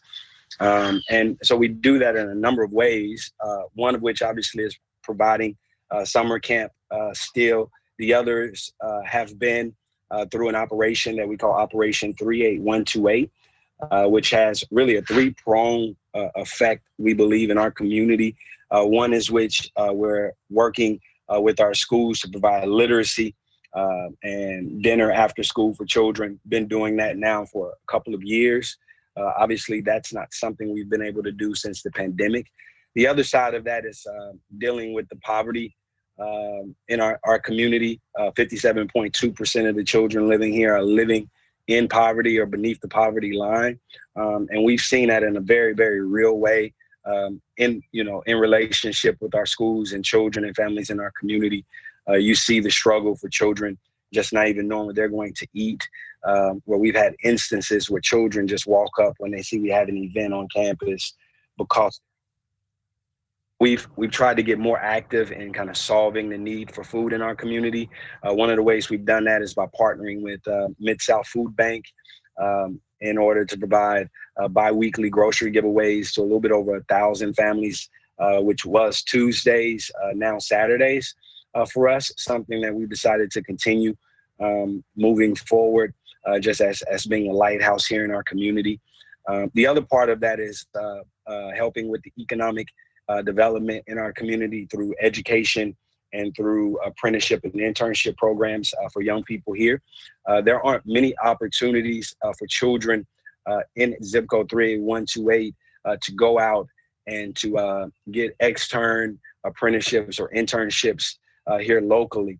And so we've tried to bring a ton of those opportunities to our campus, and a pilot opportunity last year called Lead Academy, where we were able to take 24 young people in both semesters. The first semester were high-level young people who had a 3.5 GPA or better. This was the top 10% from the local high schools here in our area. The second semester, Raleigh Egypt High School had a huge need where they had about 86 graduating students with a little bit over 50 of them scheduled not to graduate on time. And so we decided to partner with Principal Meeks to make Lead Academies for that bottom percent of our school, those graduating seniors. We made the opportunity available to all 50. 24 took us up on the offer. 16 of them graduated. And so we're excited what that program is still becoming. Our request right now for $25,000 is for the build out of really our ACF apprenticeship initiative for young people in our community, for them to get real certifications while they're on site with us. We've got 3 of the best chefs in the city that work here in our dining hall. Part of what we feel like is our calling, not just in this season, but again, solving that second prong for us, which is the food insecurities in our community, is that we've decided, and we've gotten the greatest portion of the funding already secured. We decided to expand our food service into delivering a little bit over 1,000 meals a day to children 18 and under and senior citizens 65 and over. During COVID, it was something that we began doing with providing what we called mobile lunches, where we would set up with property managers at our local apartment complexes, really secure, everyone covered, gloves, masks, and we safely gave away about 300 lunches a day in 4 different apartment complexes. Now that Shelby County is covering breakfast and lunch, we're trying to do all we can here locally to make sure the families are getting there to get that food. And so we're focusing our attention on dinner, the dinner time, since dinner is always the issue in our community. is where kids are going to eat. We heard a lot of that even from young men like Tupac, and going and hearing him speak at different schools, over the last couple of years, and asking the question, how many of you are concerned with dinner? And, the courage of a few in every room to raise the hand, knowing that there are many others who are saying nothing. Our goal is to help kind of solve that little by little. Hopefully that by the end of 2022, we will at least be at 10%. There's at last count from our research, 45,000 citizens in Raleigh. We would like to be providing delivery service, contactless delivery through our app that we're developing right now that will soft launch on October 1st, which is when we will soft launch our food service and beginning the process of giving away 1,000 meals. So our request for 25,000 is for us to continue to build capacity in that directly as far as transportation is concerned. We're a huge campus, but relatively small staff. And so that transportation end is something that will be new for us, outside of us using, the couple pickups we have here as campus vehicles. We need to really be able to solve that. And so that's really what's left in our budget, is that, and beginning to continue to expand our IT portion. Part of why we're excited about the meals is that it gives us access into every home, which allows us to continue the fight with literacy. We started a partnership with Dollar General and Book Nook this summer that went really, really well, especially with COVID, through our mobile summer camps where kids got free subscriptions to Book Nook and they could log on and get access to books. We also have a library ourselves of 700 books that kids can go online and check out, and incentively driven are bringing back, their families are bringing back to us when they come to pick up groceries every 2 weeks. And so those are areas that we get excited about entering every home. We've hired a group of interns last semester that began to develop a African-American comic called the Marvin series that dealt directly with COVID. 6-part series that started as that has been really exciting to see kids read. The back of it has coloring option and also has word recognition through crosswords made up of words that have been identified by educators that are necessary in this semester. We're excited about that going into every home as well through this initiative, along with obviously giving families access to our campus for apprenticeship programs. Again, we're 2 steps away from being ACF certified. And so we're excited then to be able to offer a 1-year and a 2-year track, with a part of that being able to be a resident culinary program where young people can stay here on our campus. Well, Mr. Bates, you have a timer up here on your own, so I wanted to open it up and give my colleagues an opportunity to ask any questions that they may have of you and the work that you all do. Colleagues, is there anyone that has a question for Mr. Bates and for the Kingdom? Okay. I don't see any, but seeing none, I just wanted to thank you for making your presentation for us today.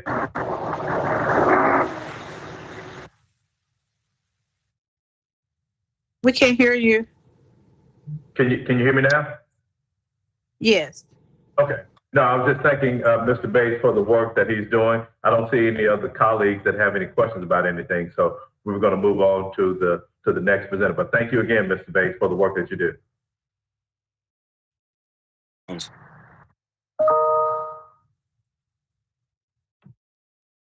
Okay, next we will go to Habitat for Humanity. Mr. Spencer, I'm going to give you presentation privileges to share your screen.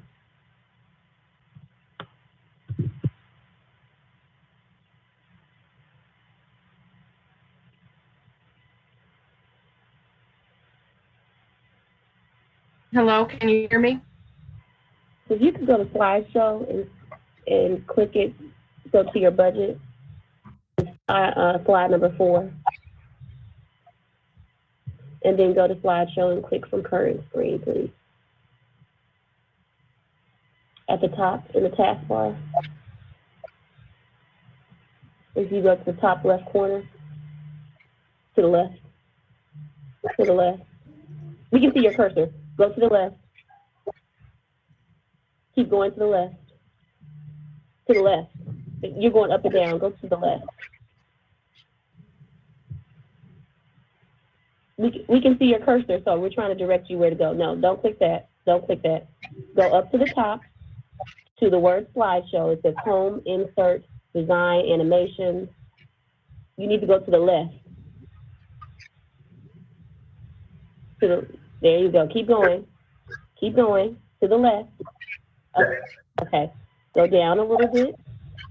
And go down to the right. Do you see the word home on your screen at the top near the window sign? Okay, go over to the right one. Go over to the next icon. Go over to the next icon. Go over to the next icon. Keep going. Slideshow. Now click from current slide, the second icon below what you just highlighted. There you go. Okay. Thank you for your patience. Technology is not my strength, as you probably have figured out. So we build houses instead of technology.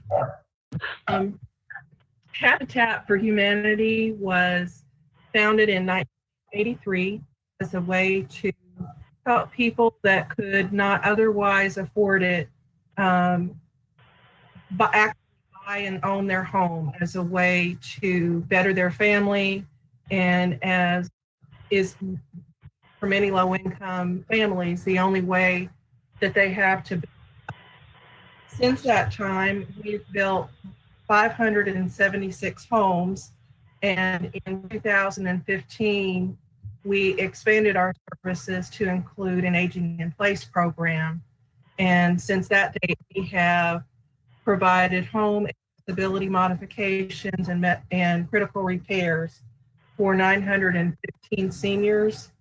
And all combined, we've helped 4,150 people since our inception. This particular project is to provide homeownership opportunities for 27 families in the North Memphis area, which is part of the expanded TIF district. Our construction budget is $3,200,000, and we have raised already $3 million of that. So we're very close to our goal, and would appreciate the City Council's help in reaching the goal. We have done some target marketing in that particular neighborhood. Even though we do accept applications from all over town, we do want to also work within the community. And within the first week, we had received over 100 applications from that area, people who love their neighborhood, want to continue to live there, and never dreamed that they would have the opportunity to actually buy a new house in their neighborhood. So we are providing them with a no-profit, zero-interest mortgage. We build 3 to 5 bedroom homes that you can purchase for under $600 a month, which includes their property insurance and their homeowner's insurance. The Memphis average cost of a 3-bedroom apartment is just under $1,200. So most of them are going to wind up actually paying less to own a home than they were paying to rent one. So we are very excited about this opportunity to help people. We also provide home buyer education. It's a 13-week course where we teach them how to manage a zero-based budget, teach them about how to manage their credit effectively. We work with them to get to the point where they have appropriate debt-to-income ratio that supports not just their ability to buy the house, but to live with more financial freedom. And we have introduced also a home program for the children of the people that are in the class. It has curriculum that mirrors what their parents are learning. And then we also have, some fun times, and they get a healthy meal while they're there as well. And that has been very successful. We've done that for 2 years. We're able to do it right now because of COVID. We're doing the adult classes on Zoom, but as soon as it is safe for us to be in person, then we'll reserve we will resume the children's programming as well. We also have a post-purchase support staff member whose primary job is to help them continue to be successful. If they have problems with their in their life that we can help with it, then we are there for that. We've had about 30 families that have been impacted by COVID, and so we are working with them, providing loan forbearance and modifying their loans as they go back to work so that they're able to stay in their homes even during this difficult time. And we're very proud. Our success rate is higher than the national average, in that our foreclosure rate has been consistently below 1%. And homes that come back in our inventory, which is a rare occurrence, we're able to rehab them and put in another home buyer, so that they, we just put a home buyer in a home in one of our reclaimed homes in Orphan, who had been waiting for years to get a home, and so that was a way we were able to serve her. So, are there any questions? Colleagues, does anyone have any questions for Habitat for Humanity?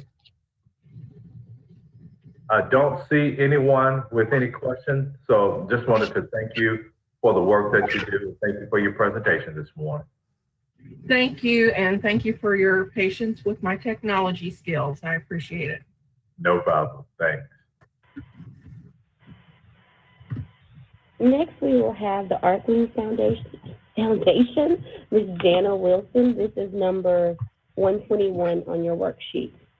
I'm going to give you presenter privileges now, Ms. Wilson. All right. Turn on your camera. I'm on it. All right, perfect. Got it? I just finished one.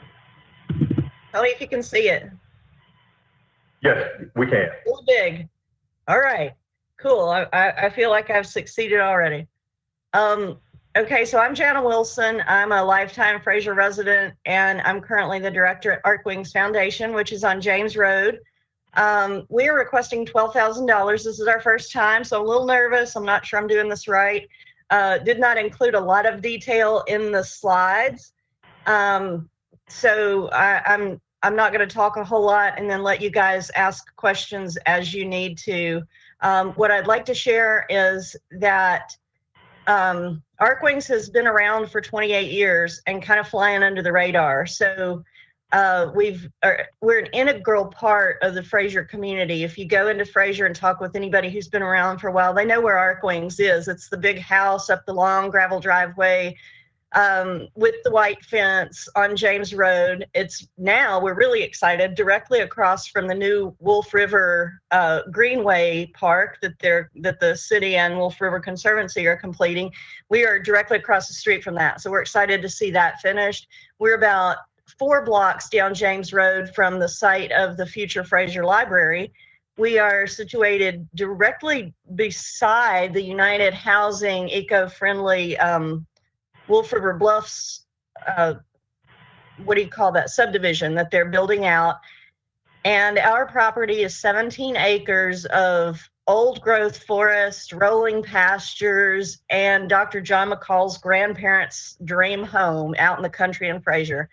And I say that because it's very much still the same feeling. It's very peaceful, it's very natural, and we have indoor and outdoor space for people to find mind, body, and spirit wellness. So what that means for Fraser, for Raleigh, for North Memphis, and the surrounding communities is that for 28 years, we've given people an opportunity to get outdoors in a safe, familiar place. Part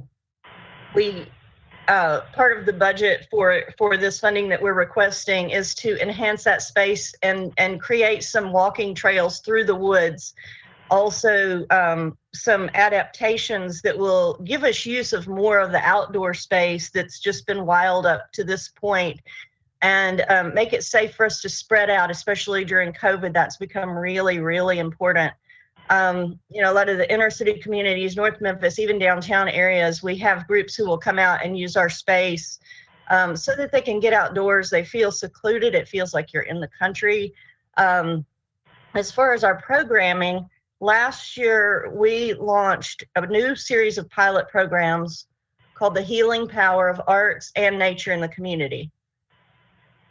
So arts is a new thing for us, but what we found during the last couple of years in getting out into the Fraser community, into North Memphis and Raleigh, is that there are a lot of one-off kind of arts events happening, and there are a lot of organizations supporting arts, but it was primarily people kind of coming into the Fraser community and creating a project, and then woo, yay, this is awesome. And artists and people who were performers and people who have creative spirit in Fraser, Raleigh, North Memphis didn't have too many opportunities to follow up with that and discover what they needed to find within themselves and to actually participate.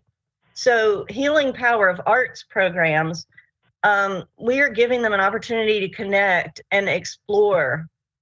A lot of that is done outside in nature. So connecting arts and nature is huge as far as wellness.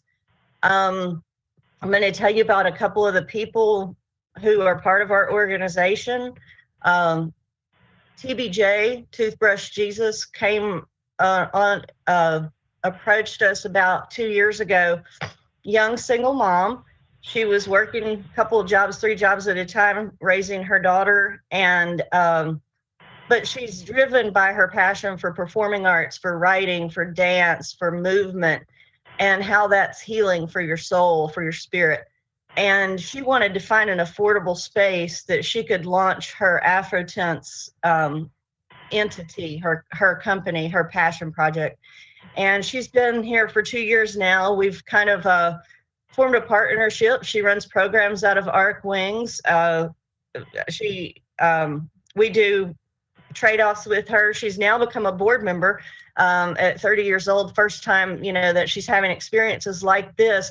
And she is just an integral part of our organization. She came to us looking for space, and now she's found, something of herself. Her daughter's part of the family.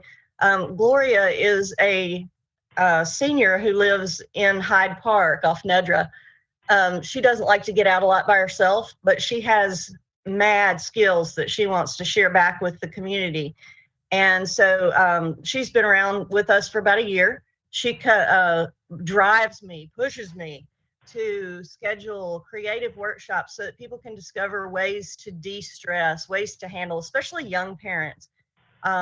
Young parents in our community need ways to handle the daily grind, the crises that they face every day. Their children have all kinds of support. We support the youth through youth programs as well, but parents have very few opportunities to grow and expand the way that their children do. And when we're sending children home to families who, and their children are not getting that support because the families aren't growing in those ways, it's just a vicious cycle. So we help strengthen our community by building stronger individuals through connections with nature and through creative exploration. So that said, I could talk all day, but I don't want to, and y'all don't want me to. So what questions have you got? Thoughts, feedback, anything? Okay, we have a question from Councilman Warren. Can you discuss the Scout program that works out of Arc Wings and who it actually benefits in the community? The Scout program? Yeah, do you have a Boy Scout program that is involved somehow in doing camping on that property? No, the Scout, we still have our charter for a troop, but we actually shifted to kind of partner with Impact Baptist or Impact Missions Ministries up the street on Overton Crossing in Clifton, because they were forming a troop and several other organizations in Fraser were forming troops. We do open our facilities for Scout troops also through Greater Amani in Raleigh. But currently with COVID going on, we do not have on-site overnight group activities like that. So prior to COVID, were you having scout trips camping in your facility? Yeah, we have 17 acres of old growth forest. So we had scout troops that helped maintain the trail systems and cut out campsites and would come and use that space. We have since donated our equipment, the tents and everything, to the Greater Imani Troop because they were the most active and had the most growth and the most need for that equipment. So rather than us trying to, run another troop and people having issues getting parents getting their children to the meetings, we are more as a support system for the Fraser and Raleigh and Mid-South troops, scout troops.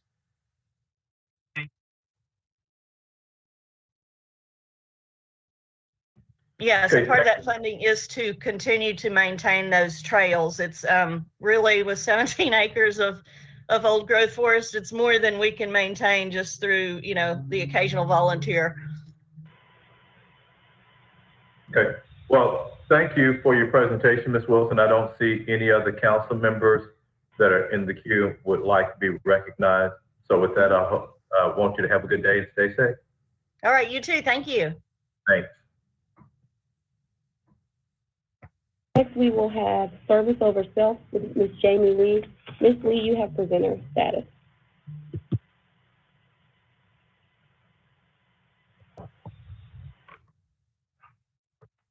To get into the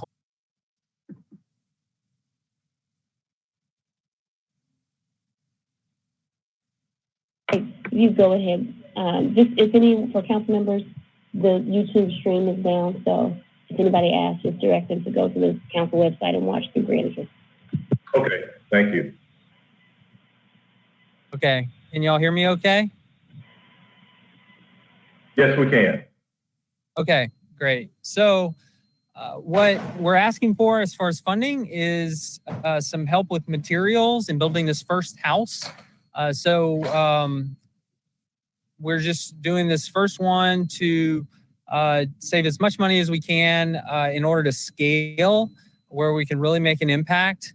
And so if we build 6 houses in 1 year, then we won't need to rely on philanthropy and as many grants. But to be able to do that, we need to get through this first one. So we're collaborating and partnering with United Housing and the Binghamton Community Land Trust, who'll be presenting a little bit later. Hey, Magali. And so it's a portion of the materials, the building materials. We believe that we'll be able to get some of the materials donated from community partners and local businesses. And so we're asking for $12,867. And so any questions about the budget or about that specific request before I move on to a couple more slides? Well, no, you may be able to clear up something for me. Sure. There was the documentation that we have has a grant request of $9,650, but based upon this presentation, it's $12,867. So I would take it that the higher figure is the more accurate request. Yes, I apologize for that. We wanted to get it as accurate as possible. Dwayne Jones is our construction manager, and I think we were in the midst of presenting a bid at the moment whenever we presented it the first time. And so now we have a more accurate figure, and I apologize for that discrepancy. Gotcha. Thank you. Yeah. Any other questions about the budget? No one else. So okay, great. So just a few minutes just to share of the why this is so important. Living in Binghamton the last 14 years, I've gotten to know lots of kids and families that we've lost touch because they've moved. A lot of them have moved because they were evicted and, moved from Binghamton to Fraser to North Memphis to South Memphis to Orange Mound. I have been able to keep track with some, and some have been able to keep track with me. But what I've learned in researching this and getting ready to launch this is how unstable housing affects education. Every time a kid moves, they fall behind an average of 4 months in the areas of reading, math. So you think about the eviction rate in Memphis and how we are the national eviction capital with over 6%, and with COVID even making that higher as we continue to see what happens in the coming months. And so how stable housing can really make an impact to the whole life of the city and individual families' lives. It improves educations. Of course, it grows savings as they build equity in a home. It reduces stress without all the moving and creates community. And so what we're trying to do is come alongside organizations like Habitat for Humanity, presented before, and others. But our distinctive is that we will work with other nonprofits. So we want to be like a low-cost contractor. So we're working with United Housing and the Community Land Trust. But we would also like to work with Fraser CDC, Binghamton CDC, the Heights, other organizations in Memphis that are trying to work for affordable housing, that we can come alongside and be an asset for them. We are going to use volunteers, business sponsorships, and just incorporate as much collaboration and working together as we can. And so this first project is so important, and we really just appreciate your consideration with funding, as it will set the stage for us to be able to scale and get to the point where we won't even need grants and philanthropy because it'll be self-supporting. So that's about it. What questions do you have? Well, you've cleared up one question that I have. I don't see any of my colleagues that are in the queue to be recognized to ask any questions. So colleagues, does anyone have any questions for the organization Service Over Self? I don't see any, so just wanted to thank you for the work that you do, and especially recognizing you have 2 current educators who serve on the council, and then you have 3 former school board members. So your factoid about the fact that children fall behind when they relocate, that's something that we are all very familiar with and know the impact that it has, the negative impact that it has on our children. So thanks for the work that you do. You're welcome. Thank you. Next, we will have the Pink Palace Museum. They're number 106 on your street.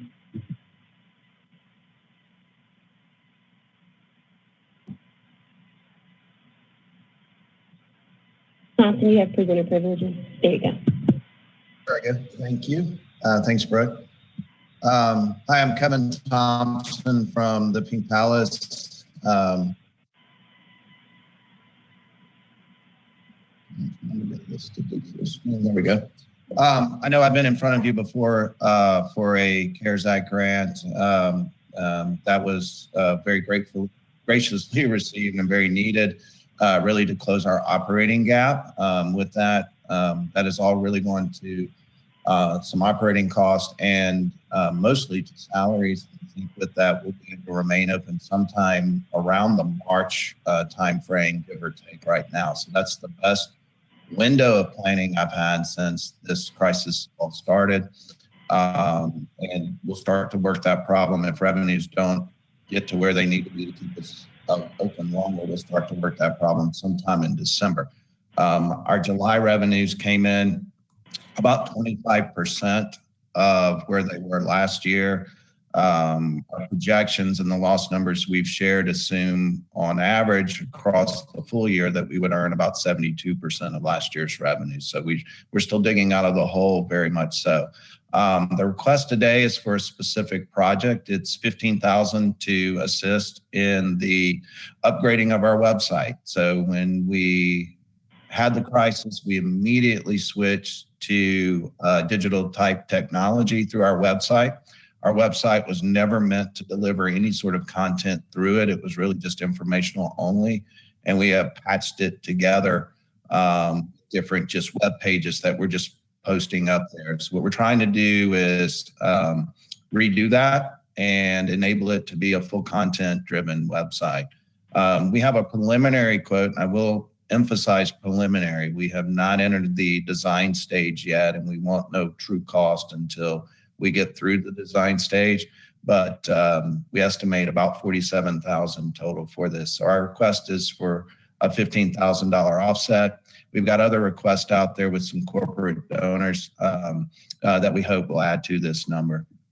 And should we fall short, we also have a capital account that we can only use for capital funding, and we intend to draw some of it. I would be glad to share more, a little bit about what we're doing with the website. We are switching to virtual field trips to deliver to schools as everything has gone virtual this year. We are also hoping to expand our suitcase program where Shelby County school teachers can check out a suitcase which has tangible items in it for a 2-week period, and it fits the state curricula. I was just on a call right before this talking with the state about that program. We have actually had some success, even though things are virtual, of teachers checking those programs out and using those suitcases in their online education. So that's been a nice surprise for us. We were thinking because they were tangible, we would not have as much of that program be as active as it is so far this year. Normally this time of year, that program would be 85 to 90% booked by now for the first semester. We're not anywhere near that number, but we are seeing some activity in that area. We are not seeing much on the virtual field trip just yet, and we think a lot of that's due to teachers really just trying to do the regular school programming right now as they get settled into this new way of teaching. And so we're gearing up for that, and we've done a lot of we work with a lot of teachers to develop these programs and to work with them to make sure there's something that will suit their needs. These will also be delivered through our website experience. You know a lot about our community involvement. I won't go through that. I'll just leave this page up if you have questions, and I'll just pause there for any questions you may have.